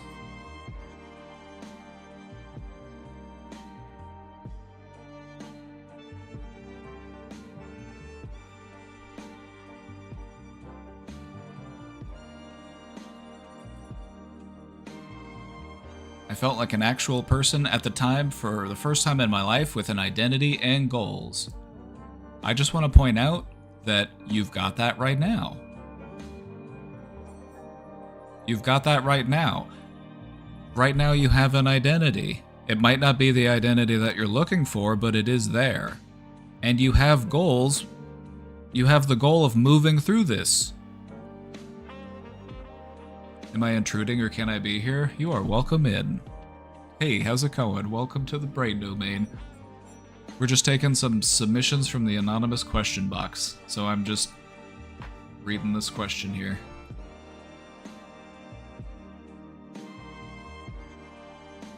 That version of you that you are worried is gone is still there. It might be a little tarnished, it might have some dents, but it's still there. It's still you. You're just in the process of getting back up, dusting yourself off, and getting back to it. Getting back on that horse, partner.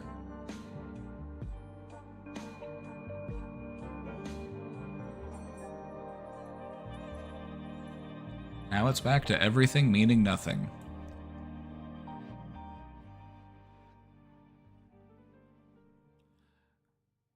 You're still pretty fresh from this breakup, and there's going to be things to unpack, there's going to be things to think about, there's going to be things to get over. You're still in that process, but it's still pretty fresh. But what I can say with certainty is that things don't mean nothing. Everything means something. Might not be big, but everything means something.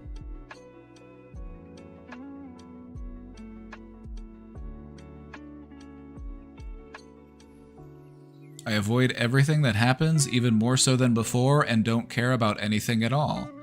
But it sounds like it's frustrating to you to do that, which implies to me that on some level you do care. You just care in a different way than you're used to caring. It feels different now. Because of the abuse that you've had to endure,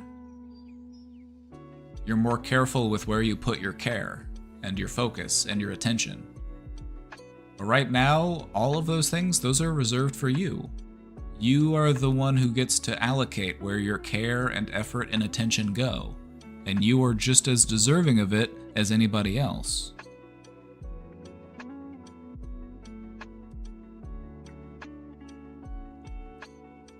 I exercise, I meal prep, I play basketball, I do 150 to 200% of the work required of me at my STEM job, I participate in small Twitch streams I like, but I feel like being attacked over and over has robbed me of my soul. Hey, brother. Hey, nobody can take your soul from you. That's yours. It might be a little bruised, but the wounds will heal.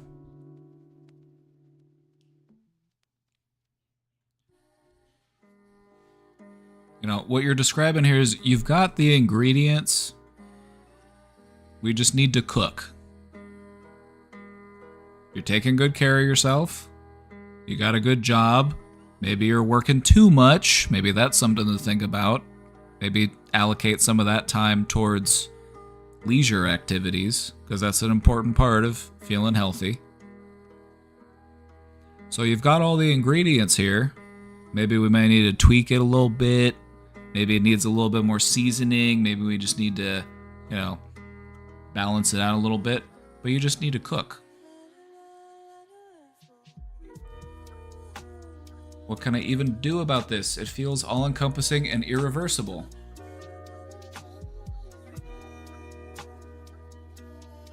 The only thing to do is to just keep growing.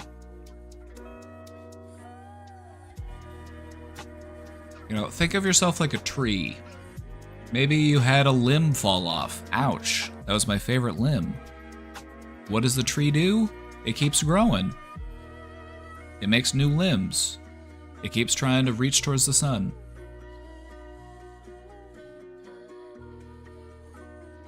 There's no doubt that you've been wounded, but your wounds do not define you. How you respond to your wounds is what really defines you. And that's what you're in the process of doing. Figuring out who you really are. And that's a lifelong journey.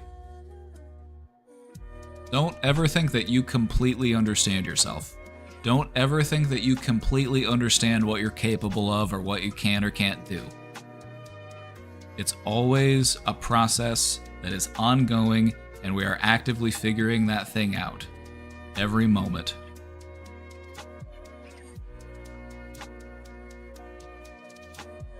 My apathy is so strong, and a blank expression or a frown is always on my face. This is gonna sound stupid, but work those smile muscles. You're exercising? Exercise those smile muscles, cowboy. Those smile muscles are atrophying. We need to keep those working so that we can use them more comfortably.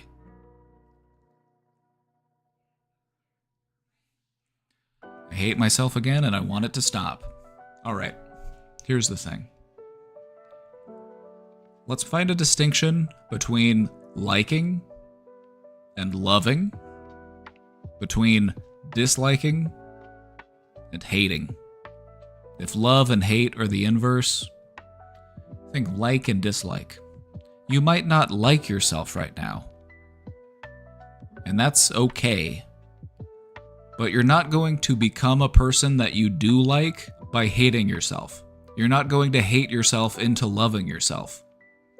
You might not like yourself, but because you love yourself, you do something about it so that you can like yourself more. We normally think of love being the end point of like. We like our way into love, and that's normally how it plays out when it comes to our relationships with others. But when it comes to our relationship with ourselves, you have to love yourself into liking yourself. Because love is not just about like.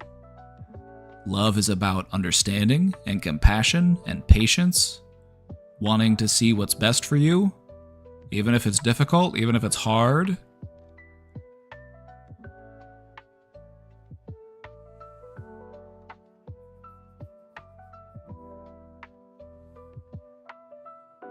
So if you don't like yourself, that's okay. But you're not going to learn to like yourself by hating yourself.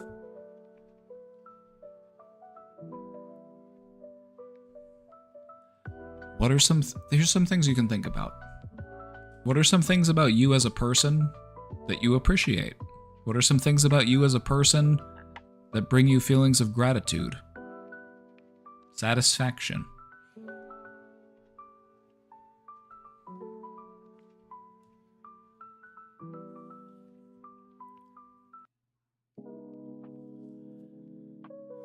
If you want my complete, honest opinion, this is...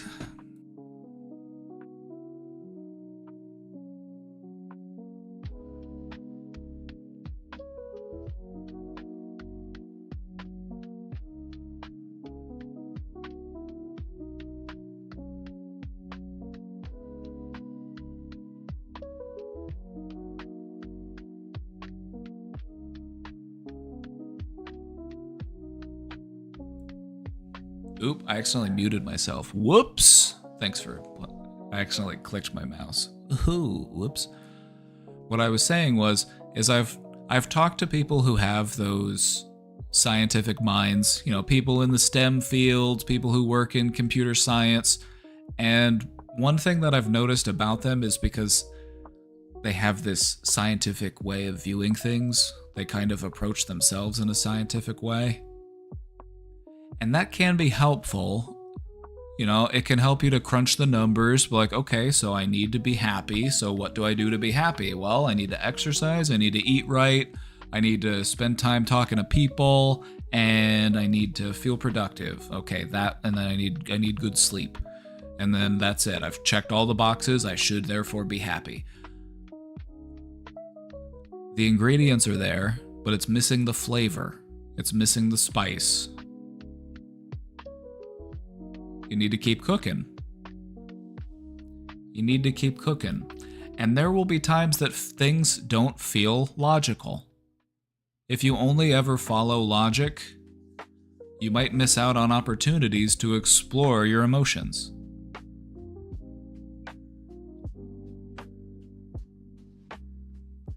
If you really want to feel that growth, what I would encourage you to do is practice allowing yourself to feel your emotions without resisting those emotions. Just allow them to flow freely through you and feel them. Don't describe them, don't quantify them, don't evaluate them, just be with them and feel them and see where that takes you. That might help you get that breakthrough that you're looking for.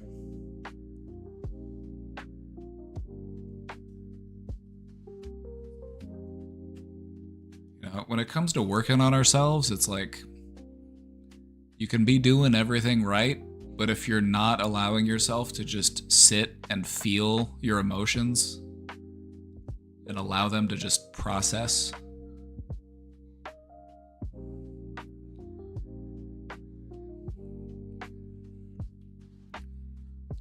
that's the spice. That's what gives the flavor.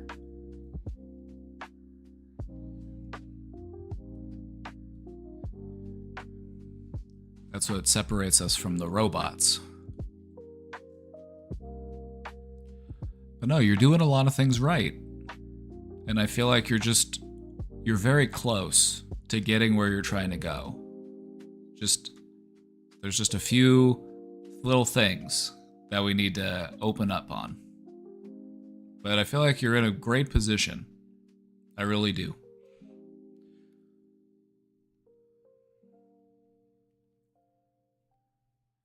You've probably got a lot of hurt and pain and anger. Allow those feelings to flow through you. You don't need to act on them. You don't need to, just allow yourself to feel them. To recognize that they are there, they are real, they do exist, and you are valid in feeling them.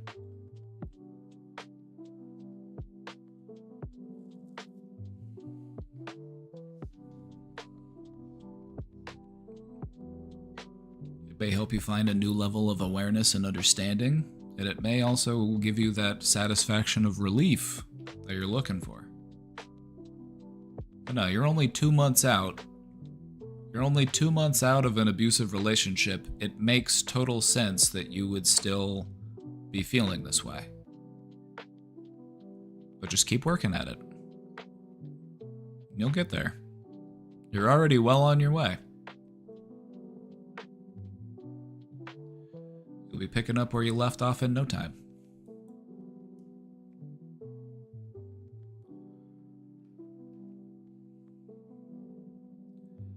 I live in a small town and had to leave the doctor I went to for 10 years because she was rude, didn't listen, and was constantly overstepping, trying to bully me into taking meds I didn't need, and refusing to listen to my concerns. Oh, the joys of small-town medicine. I'm sure this kind of stuff happens all the time at those rural hospitals and backwater clinics. Oh, I bet. I bet there's parts of this country where you go there and the only doctor's just some crusty old fart who's been practicing since 1965 and they haven't changed their approach much since.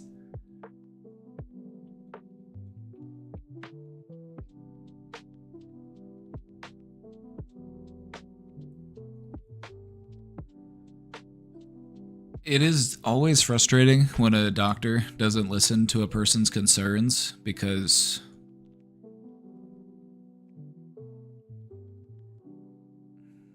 it's infantilizing. It reinforces this power differential between you and the specialist.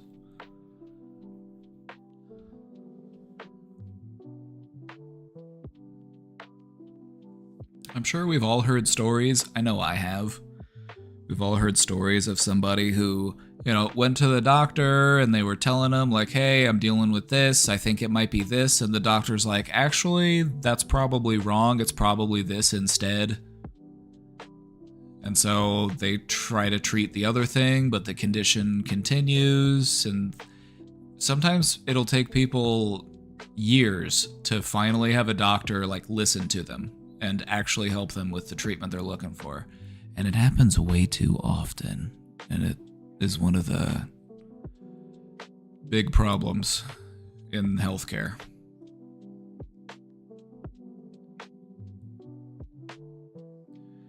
I tried going to another doctor, but he started out by telling me he was really good friends with my old doc and was very confrontational and aggressive for no apparent reason. Fun. His reaction makes no sense because I was polite to her the whole time, and I'm on the spectrum, so maybe I was rude without realizing. Even if you were, this person is a doctor. This person is a doctor. They should know better. They should know how to work with somebody who's on the spectrum. They should know how to deal with somebody who's being a little bit rude without playing back into it and being rude to the patient. It's called being a professional.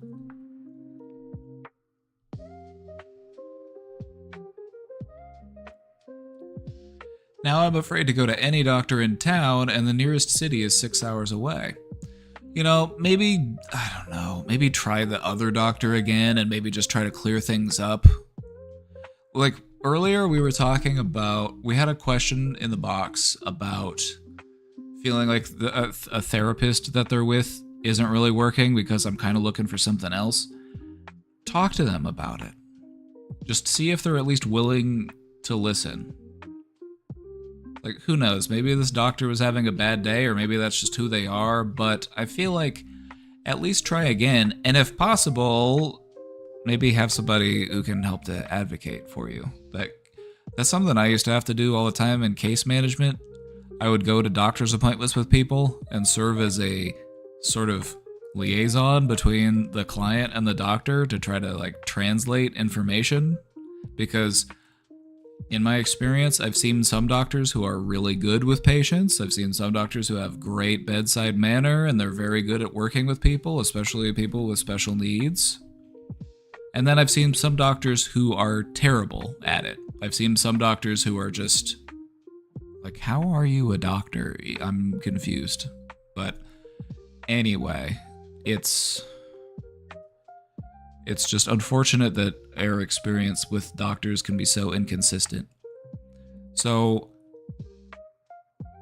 anyway.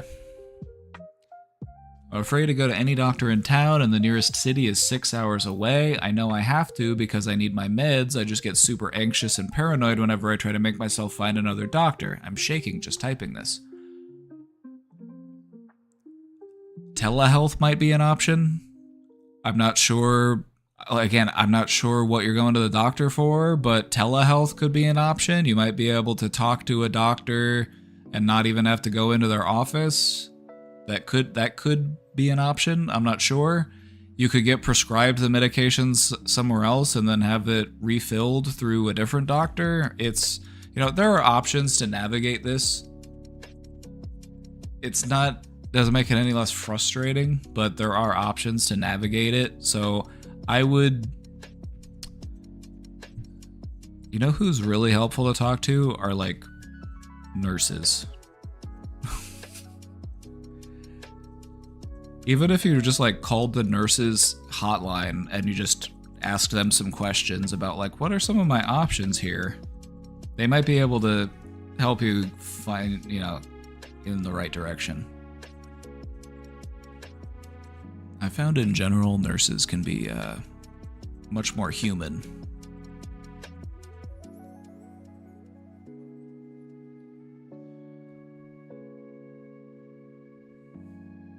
Yeah, I would just see what your options are. You might not have to go to an in-person appointment. You might be able to do, like, a telehealth appointment, find a different doctor that way, and then maybe just go to, like, a local doctor if you needed to get, like, lab work done or something.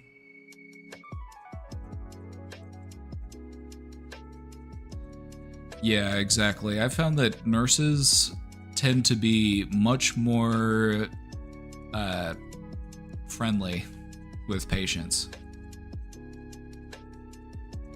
But I have met some doctors who they have this air of, like, superiority and arrogance, where they just feel like, hey, I'm the doctor. I know best. And it's like, okay, I get it. Like, you are very well educated, but that doesn't mean that you can't make mistakes or that you can't operate under false assumptions. That doesn't mean that you... Anyway, I'm just rambling. But yeah, I would just, try to see what your other options are. You might be able to do something over the phone. Or maybe we could make things work with this other doctor. Maybe you just got off on the wrong foot with him. It sounds like there is just a bit of like anxiety there, so maybe... Because if we go into a situation and we're feeling anxious, we are going to perceive things differently than if we weren't anxious. So if you go and you see a new doctor but you're feeling really anxious about it, you might misinterpret their reactions, you might misinterpret the things that they say. Now, I'm not saying that you were wrong, and I'm not saying that this person wasn't weird. I'm just saying that anxiety can change the way that we perceive things.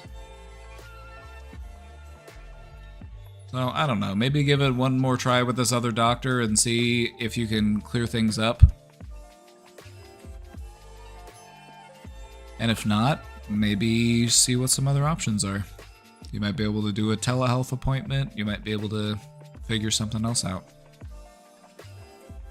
Best of luck. Hi, I'm 40 and never felt loved. I have bio parents but got left to bring myself up as a child with VHS films and toys.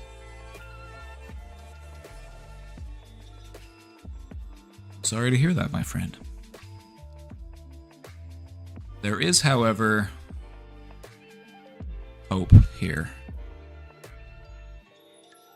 We might not ever have felt that sort of unconditional love that we're looking for from other people.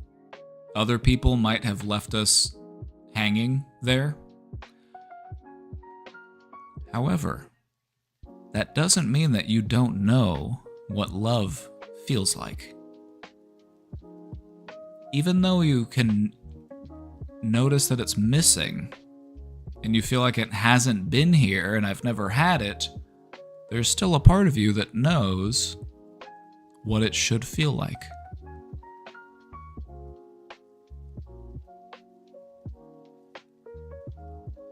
And that's the love that you carry for yourself. The love that you seek. It lives in the valley of the soul.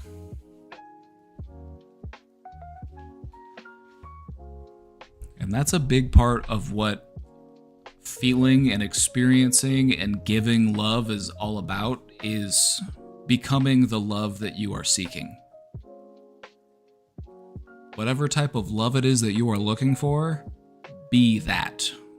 Show that to others, show it to yourself. And what you'll notice is that the more love you send out into the world, the more you will receive.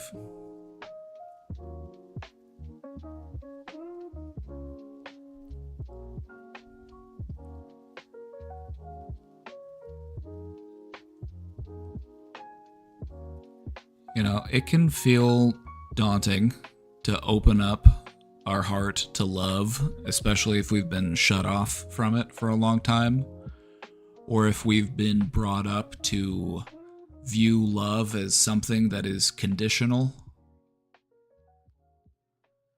which is why it starts within us and finding that unconditional love that we have for ourselves.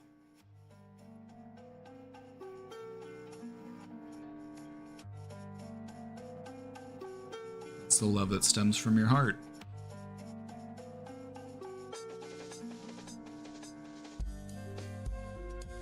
One of the things I like to think about is, what does my heart think about me? What does my heart think about me? My heart.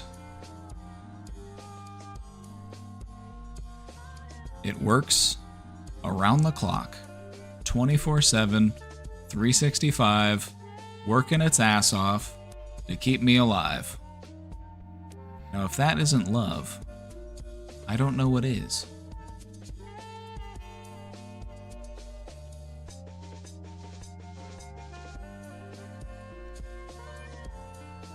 The special thing about love is that even if you feel like you've never had it, you still know what it feels like, and you can recognize it when you experience it. Hello, do you really answer questions? Never. I've never answered a question in my life.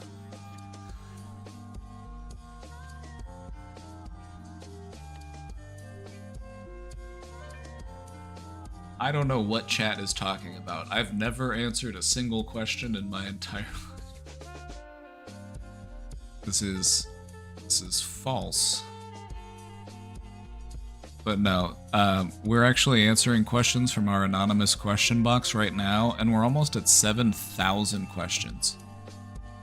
This one was number 6995.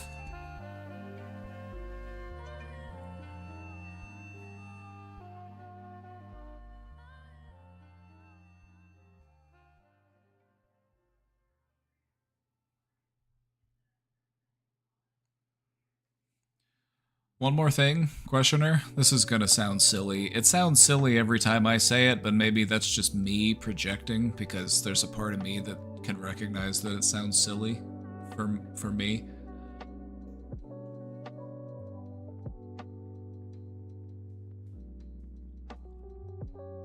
Wrap your arms around yourself, like you're giving yourself a hug. And then hold it for at least 30 seconds to a minute. If you can do it for a minute, even better. When you do that, initially it just feels like I'm holding myself. Like, why am I doing this?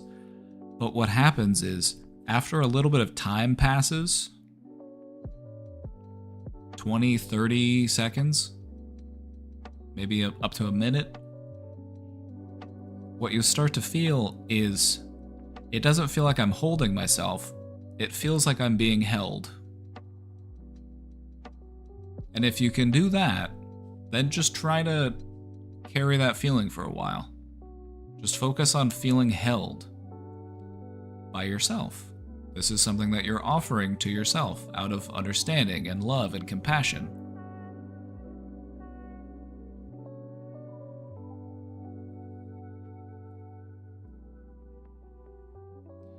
Again, I know it sounds weird, it sounds silly, but that's the thing about mental health, is that there's a whole lot of weird, silly sounding tricks that can actually be quite effective. That's what I think to be part of what makes it cool. Figuring out what sort of weird tricks help.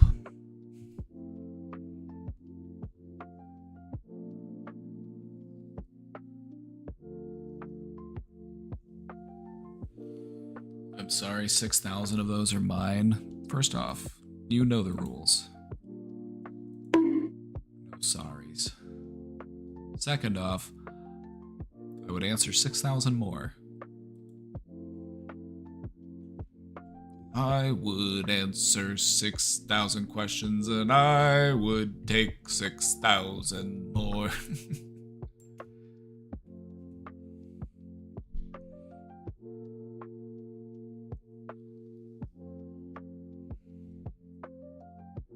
Anyway, we're all caught up for the moment. I'm going to take a brief water break.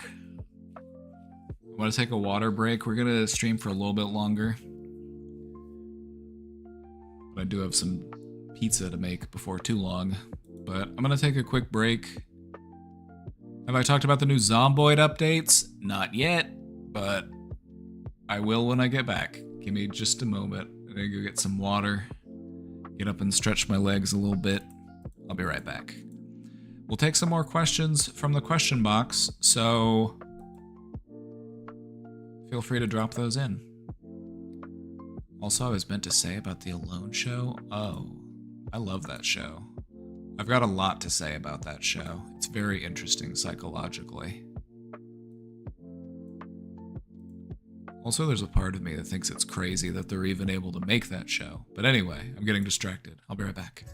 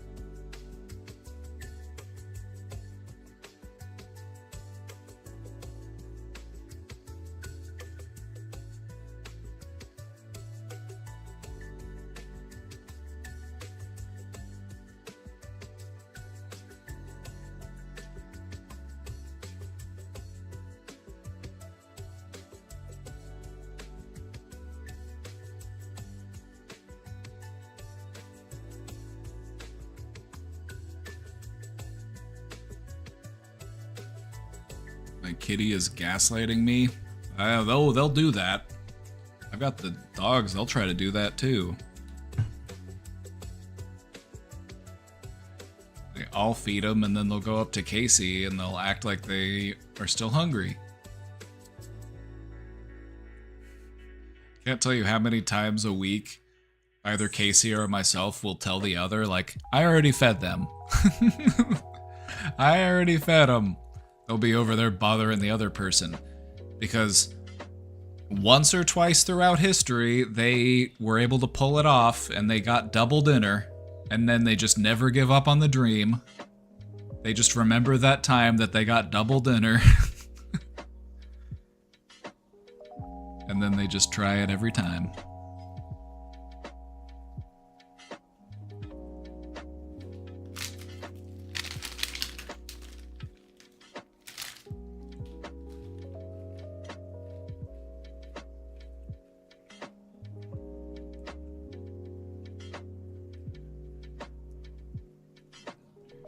Oh, I got a special guest here. Hold on, let's see if he wants to... Let's see what he wants to do. He is.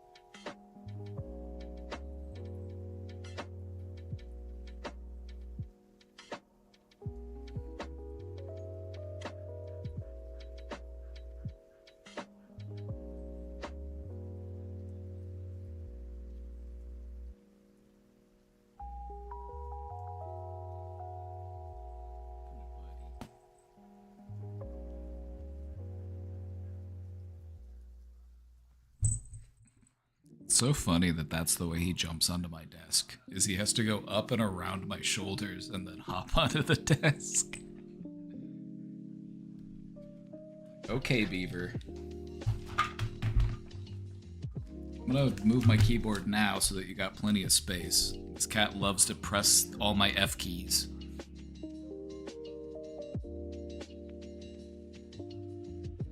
I know, isn't he huge?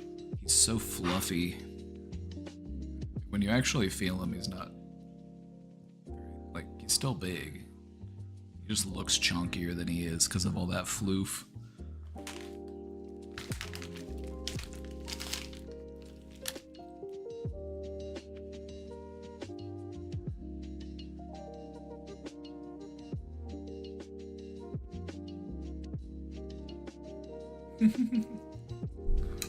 He didn't want to eat it, he just wanted to sniff it.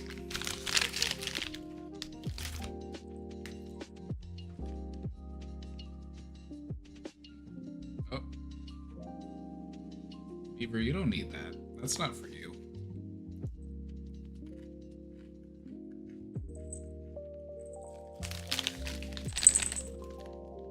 I was letting you sniff it.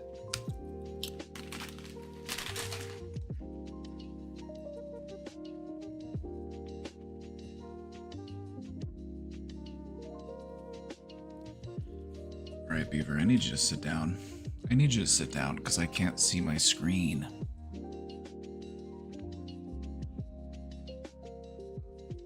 My ginger cat loves Cheetos.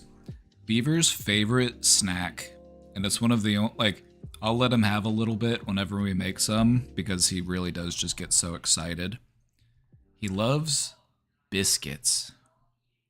Every time we make biscuits and gravy, he'll come over and he'll try to eat the biscuits.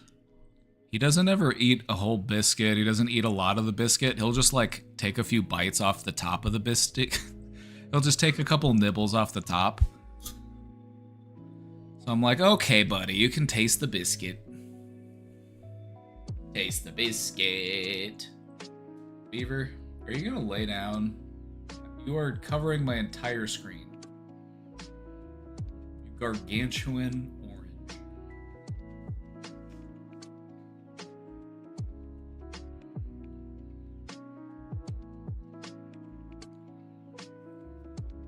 and lay down, mister. Go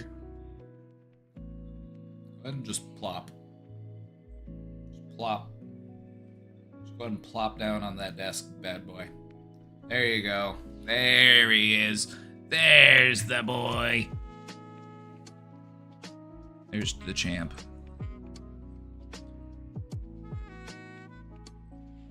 Look at the size of these grippers. The size of these paws. Need my hand for scale. It's a big cat. Look at the size of that paw. My hands aren't small. That's a big cat paw. Beaver, you're so handsome. Such a handsome boy.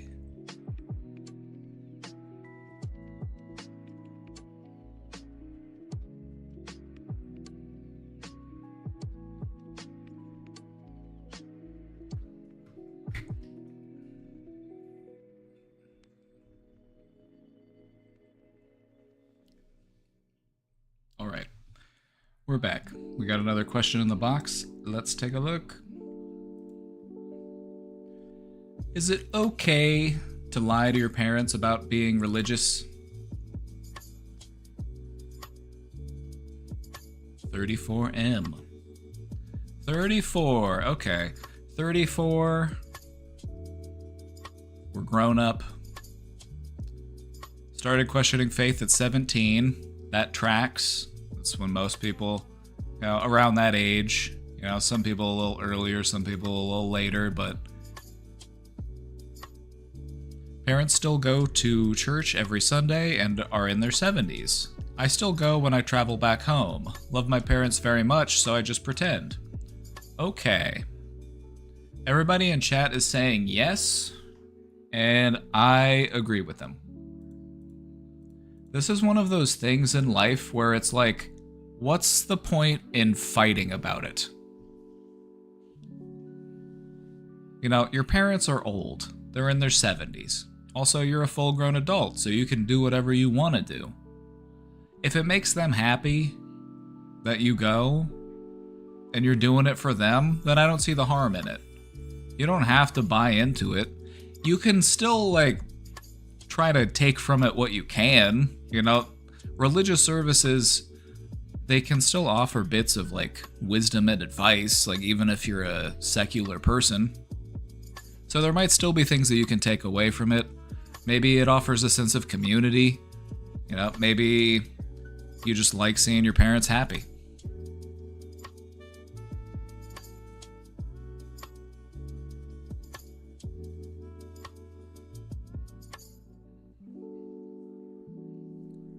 And so, I think it's fine. I feel like this is something that people do all the time for their parents' sake. Especially if it's not really a point of contention. Because there are definitely people out there who have been very, oppressed or abused. They have that religious trauma. And for those people, it's yeah, sure, don't go. No. But in your case, it doesn't sound like that's what's happening. It's just that you're just not really into it. It's just not really your thing. But you're just doing it to make them happy. I don't see the problem in that. I don't. I mean, besides, your parents, they're in their 70s. It's it gets to a point when you're dealing with older people. And this is what I've noticed. It gets to a point when you're dealing with older people and you're is this really something that I want to argue with them about? Don't get me wrong, there are definitely still things that are worth arguing with older people about, but it's okay to be a bit more selective. It's not like I'm still that teenager and I'd be no, you can't make me go. I don't want to go. You can't make me. That's not really why you're doing it or why you're choosing not to do it. You're doing it because it gives you time to spend with your family and it makes them happy and it's important to them. And so by extension, it's important to you. And that's worth something, even if it's,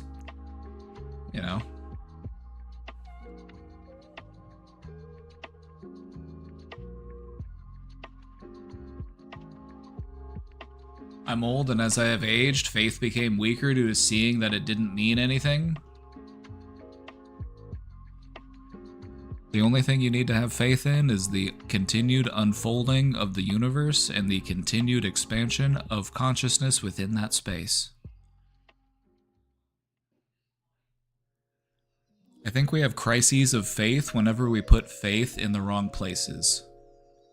You know, we pray to take someone's cancer away. You know, we pray, to change the material reality of the universe. And it ends up not working, and it makes us question our faith. I come to it from an opposite perspective. I had never really been a person of faith until it probably got started after I turned 30. You know, somewhere in my early 30s was when I started opening up more to faith as I perceive it. Because faith doesn't have to be defined for you by anyone else. And I know that I just did define faith, but I was kind of defining my own idea of what faith is.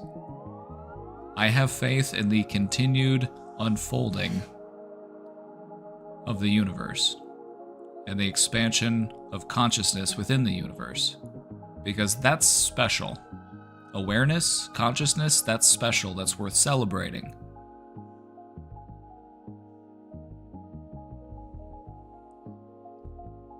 So I have faith in the process. Not sure where the process will go or where it all ends up, but I'll have faith that it will continue to do as it does.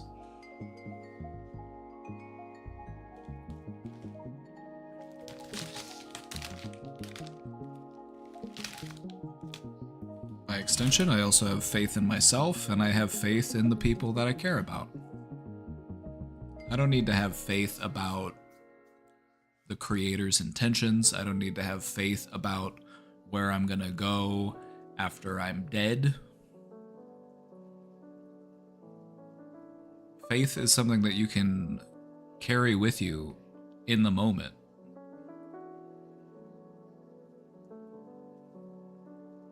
Just a recognition and a celebration that there is a bigger picture. My fragile human brain cannot fully comprehend. I just don't have powerful enough hardware. That game ain't gonna run on my system.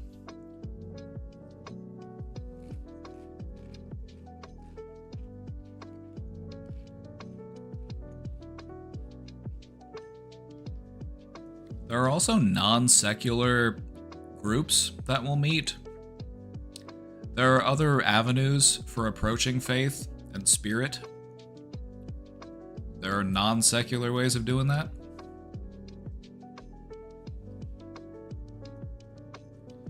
Also, doubt is a part of faith. Well said. I always conveniently forget that part because that's the part that's no fun. However, the universe will find ways to remind you of it. You can't have faith unless it has been tested. And the things that I carry faith for are the things that I have been willing to test. Or the things that life has tested me on.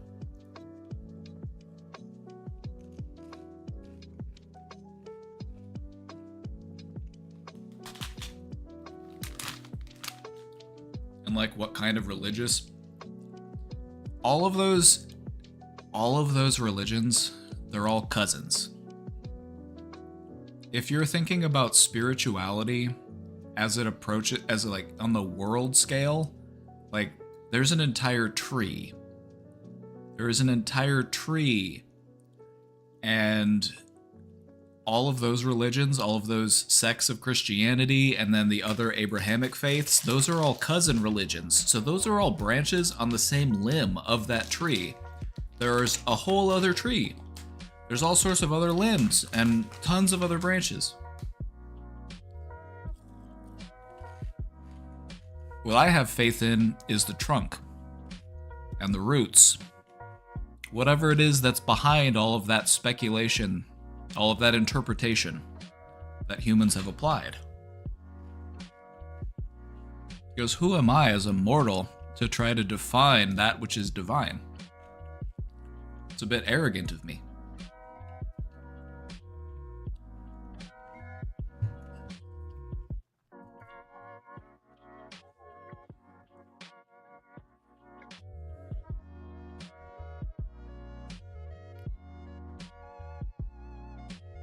still have state religion in Finland. That's something that I would expect in a country that has harsh winters. Faith kind of has a way of bringing people together and instilling a sense of community, and that's especially important in rougher climates, whether they be the desert or the jungle or the Arctic. We don't officially have a state religion in the US, but we basically do, and unfortunately it's evangelical Christians. A majority of our elected presidents have been evangelical Christians, and those are like the end of days, waiting for everybody to float up to heaven. That's that sect of Christianity. 2 Catholics now. Yep, we've had 2. Didn't they shoot one of them? Didn't one of them get murdered? Because JFK, I'm thinking of, right? JFK was Catholic?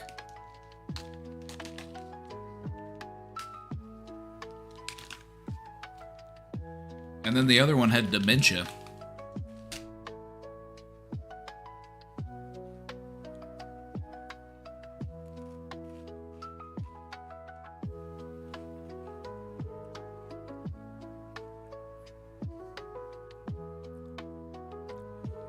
You see, Trump, on the other hand, the only deity he worships is the almighty Dala.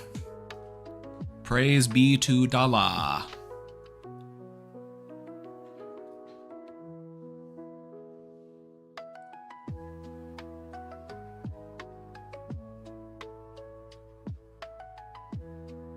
They cater to the voters that claim to be evangelical Christians. All of the arrests and convictions point to a bunch of them faking their faith. Oh, of course.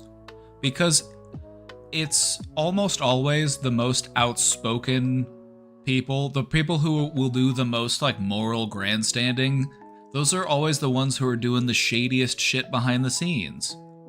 That's why it's there's just so much corruption and abuse within these religious institutions.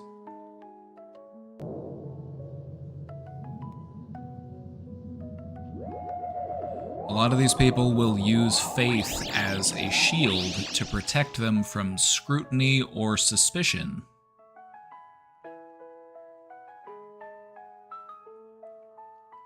That's why you gotta watch out for those predators. That, not to sound weird, I don't know, whenever I talk about this, it makes me feel kind of weird, but it's important to remember that human beings, we are predatory. We have eyes at the front of our face. We hunt, we eat meat, and there are people out there who have these types of predatory instincts. We are persistence hunters. There are people out there who will apply those instincts to other people. So you gotta watch out for people who are predatory of other people. Whether it be by abusing them, scamming them, stealing from them, whatever it may be.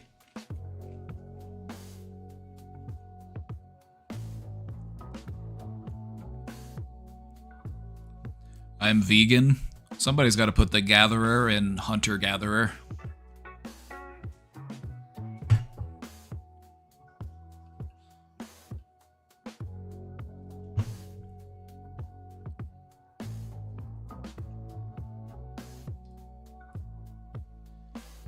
No, it's weird to think about. We don't like to think about people being predators or people being someone that we have to worry about. But there are people out there who will prey upon others, and we gotta just do our best to call them out to keep everybody safe. But guess what? They're in the White House now. So now what the fuck are we supposed to do?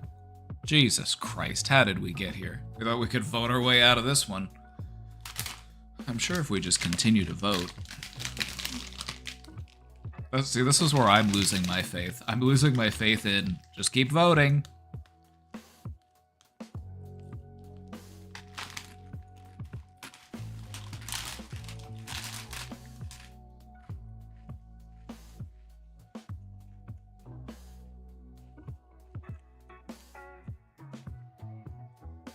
I can't do politics.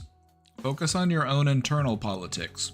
What kind of leader are you within your own internal system?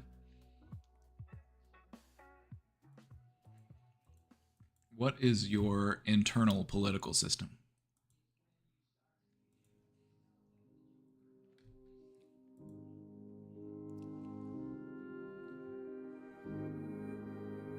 Pretty dictatorial. Is it a benevolent dictator? I can be that way internally with myself sometimes. I'm a benevolent dictator. I like to listen to what the people have to say. I like to consider all options. But sometimes a decision needs to be made.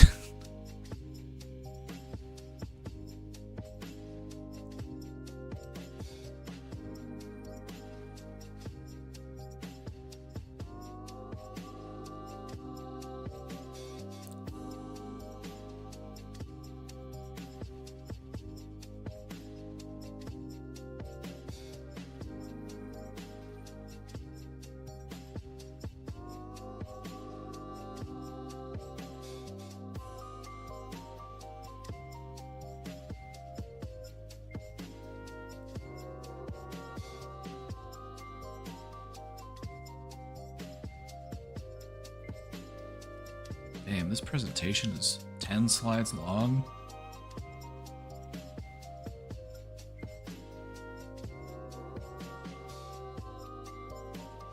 I did a presentation on this topic. It was a concept we came up with called the internal political system. Finally, a government you actually can reform.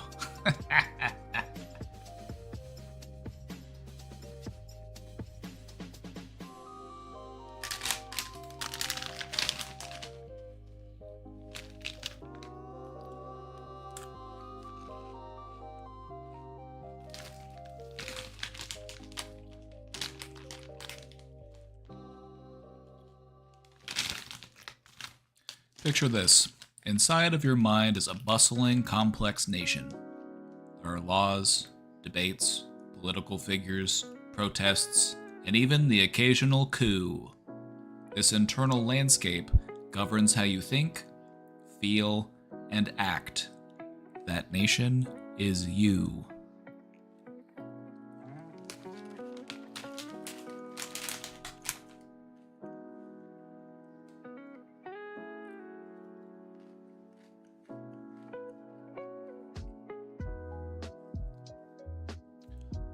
Well, this is why we're not talking about external politics. We're talking about internal politics today.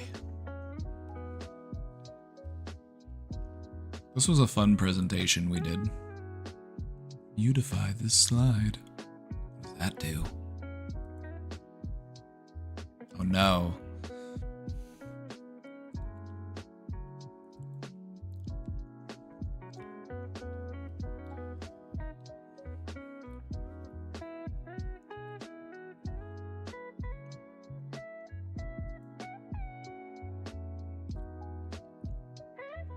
This was a fun presentation. I think it's a fun way to think about yourself in a slightly different way. You can kind of look at the beliefs that you have as laws. Those are like your own internal laws.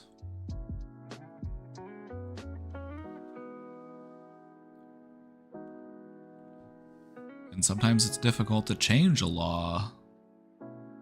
You might face opposition or protest when trying to change a law. You ever feel that way sometimes? You're trying to change something within yourself and you feel resistance?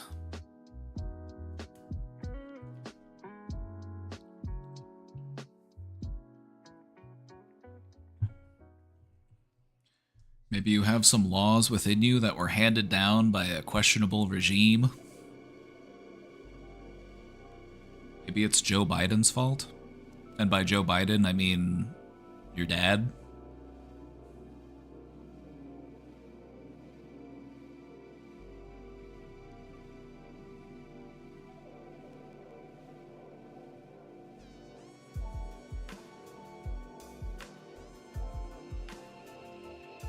So we have these internal disagreements and it forms that sort of gridlock. Call that cognitive dissonance. A misalignment within your mind. Your experiences, your ideas, they start to clash with your beliefs. And it creates this situation that's frustrating and uncomfortable. You feel like you're being pulled in two different directions. You may want to change, but you might be resisting that change at the same time. So this might leave you feeling stalled and stuck.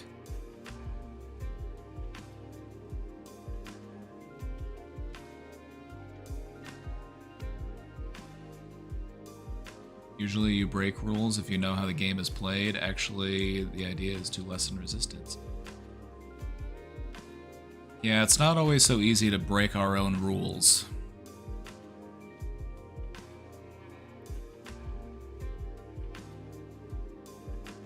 When we break our own rules, it can create a powerful response within us. Sometimes emotionally, sometimes even physically. You go against your own existing internal laws, it might make you feel physically ill.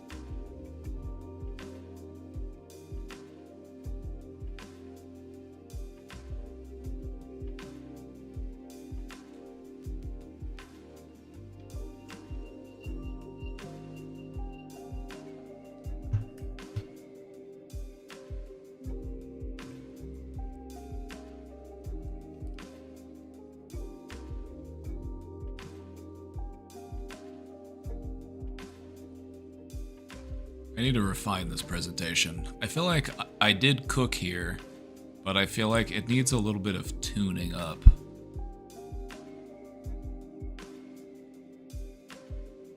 The triangle of sadness is apparently the area between the eyes that can get extra wrinkles when making a serious face. That spot right between your eyebrows. That's where your third eye chakra is.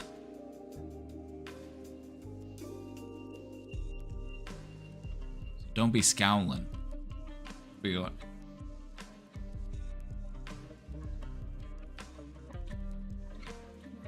to relax that part. Sometimes it helps to just like touch it a little bit, like tap it a little bit. You know? We carry a lot of tension there. And it makes sense because there's so much out there that's disappointing, so it makes sense that you'd have a disappointed look on your face.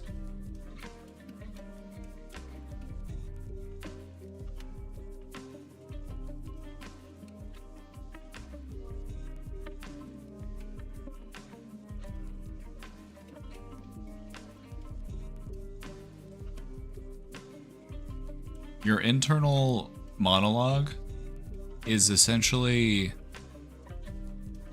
what the media is reporting. Like, what's in the news? Like, how are we doing? What kind of press are we running? What kind of press are you running? Hopefully it's not Fox News.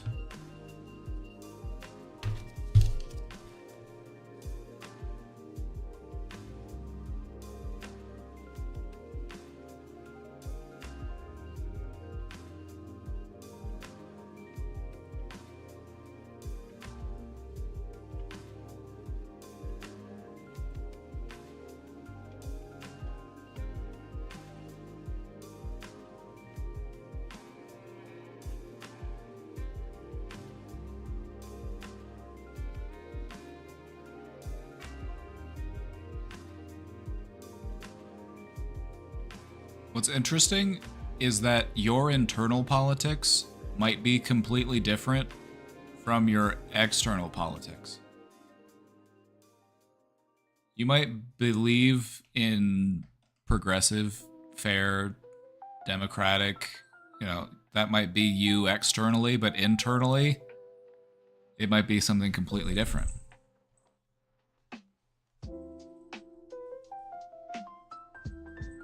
And so understanding that contrast can reveal some interesting insights about how you relate to yourself versus others.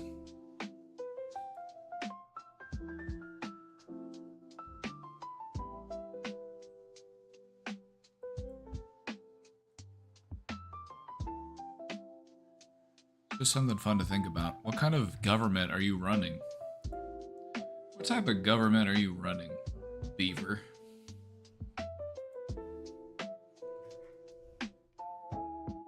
What's going on in that head? Nothing. Empty. No thoughts. What a powerful meditator.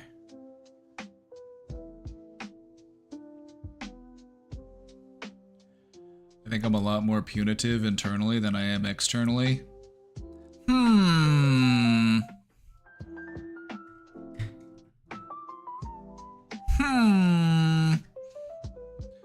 That's not unusual. Something that I've commonly seen in people is that they are way harsher to themselves than they are to anybody else. I've met some really, really, really nice people, some very kind people, generous people, and they view themselves as not good enough, or they're worried about offending, or they're always apologizing for stuff, and it's like, shh, stop apologizing. You're incredible. Knock it off. Don't be so hard on yourself.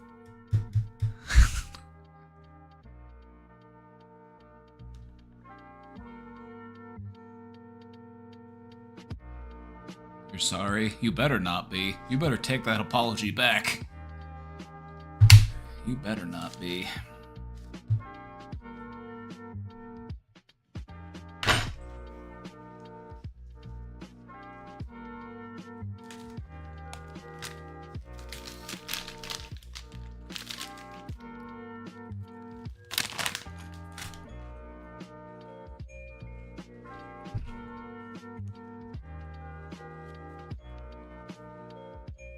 I think my own I'm trying to think of what my internal political system looks like. And I feel like what I strive for is like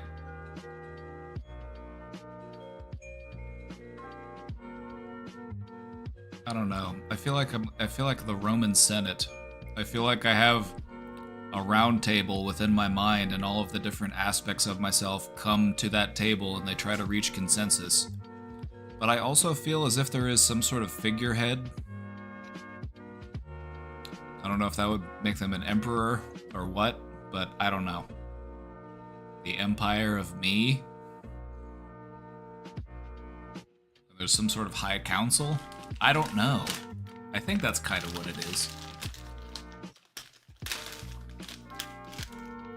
Because I'm like, I don't think we can be completely democratic with ourselves, you know, because we're not that compartmentalized. We're not that, our sense of self isn't that diversified. It's not that, you know what I mean? I don't know. I'm just yapping.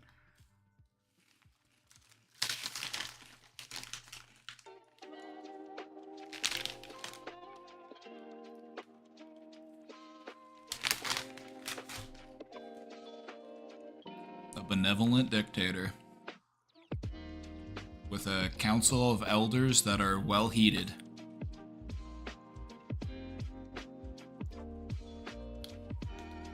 The ideal empire.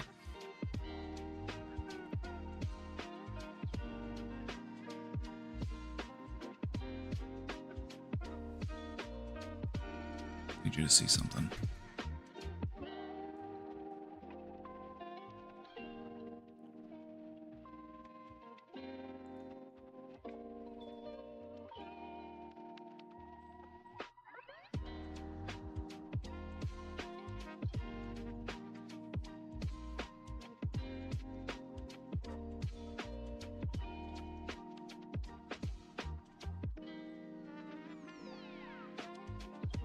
Big stretch. Ooh. The size of that paw.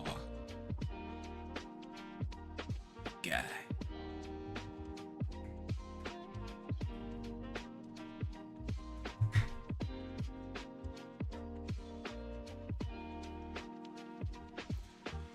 Hey, all the best emperors have good advisors. So if you're gonna have your internal political system be empirical, at least be open to accepting the wisdom of others. Don't be a tyrant.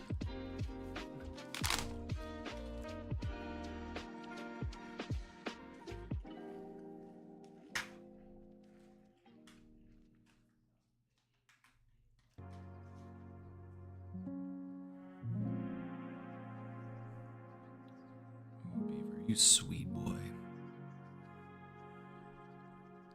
I had always had an orange cat growing up, and then I went for a time in life where I didn't have an orange cat, and it wasn't until I got Beaver that I was like, oh yeah, I really missed having an orange cat.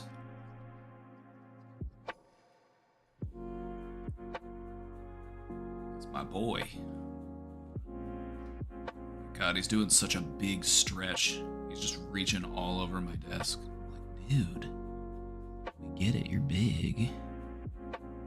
Doing that big stretch. Don't chomp on that. He got my microphone cable in his mouth and he's like, I kind of want to chomp on this. I could see where he was going with that. Just an innocent little chomp.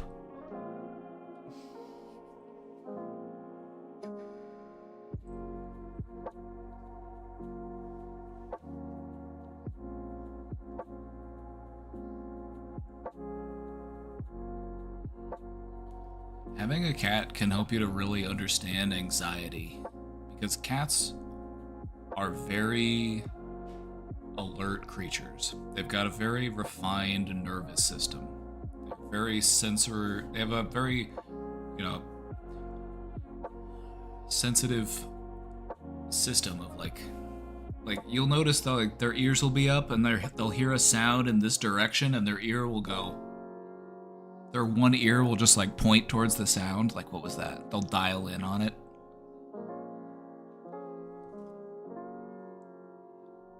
And so by all means, cats should be very anxious because they're so alert and aware of everything going on and all the potential dangers. But what do? They handle it. They regulate. They hum. And they make sure to leave time to take naps.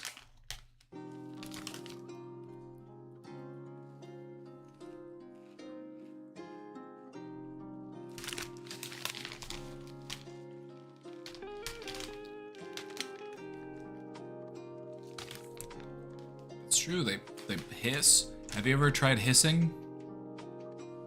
When was the last time you hissed?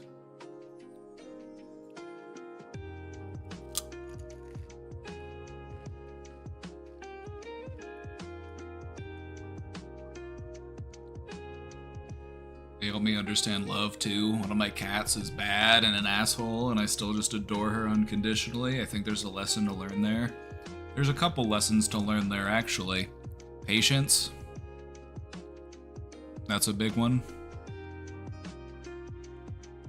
The only way that we can become more patient is by dealing with things that are annoying. Annoyance is just resistance training for building up our patience. There's also something to learn there about self-love. It's like, well, I can love this cat even though she's a fuck-up, so people can love me too even though I feel like a fuck-up sometimes.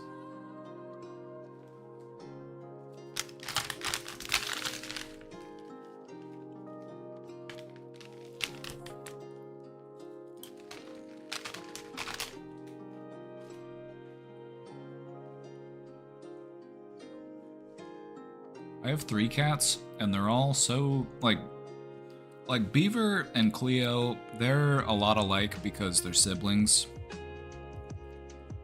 The Beaver is, very, very orange. He's got that big guy energy. He's a ground cat. He'll just plop out in the middle of the floor, claim his spot. But little Miss, she is a climber. She's a little kitty. She likes to climb up high and just Lord down on you from above.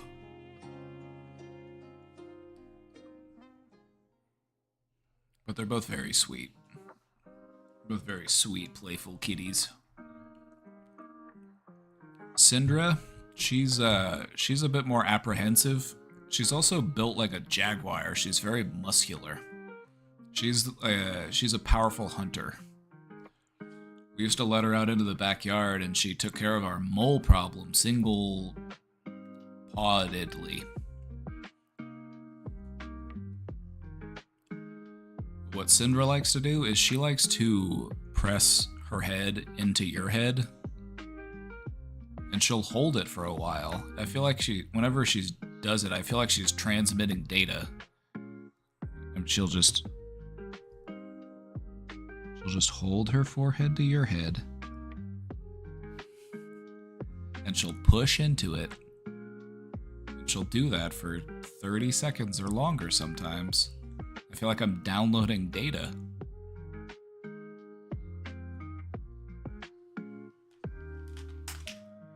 Yeah, Beaver, he is not a hunter. The only thing that he likes to go outside after it rains because he'll go out there and he'll eat worms.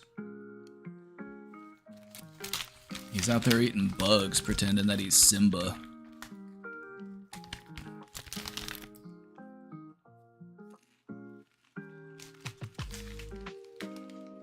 He's very Hakuna Matata.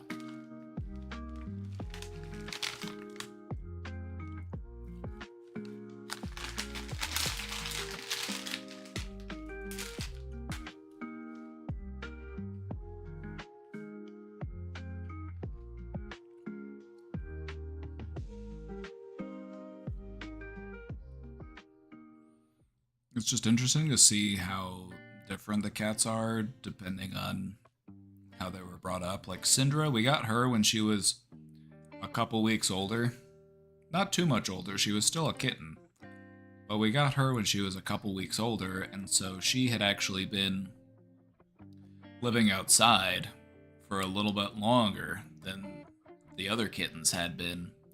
And it's just interesting how even in those few, just a couple weeks of being, outside as a cat during that critical period of development, how it can kind of shift a cat's temperament.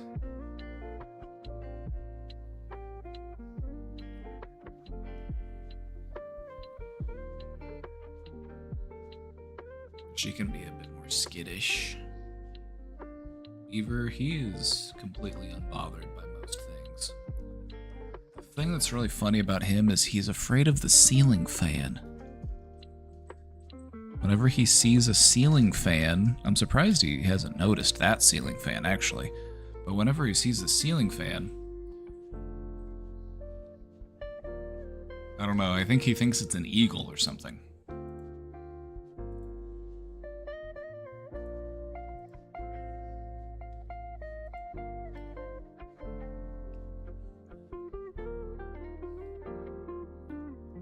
Alrighty, chat.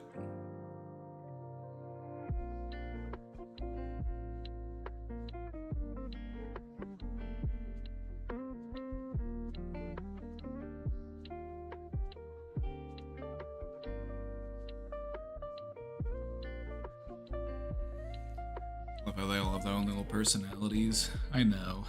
Pets are cute, and the more you pay attention to them, the more you notice how they do have their own little quirks and personality, and it's cool to spend time with another living creature who, is also trying to navigate this world we live in.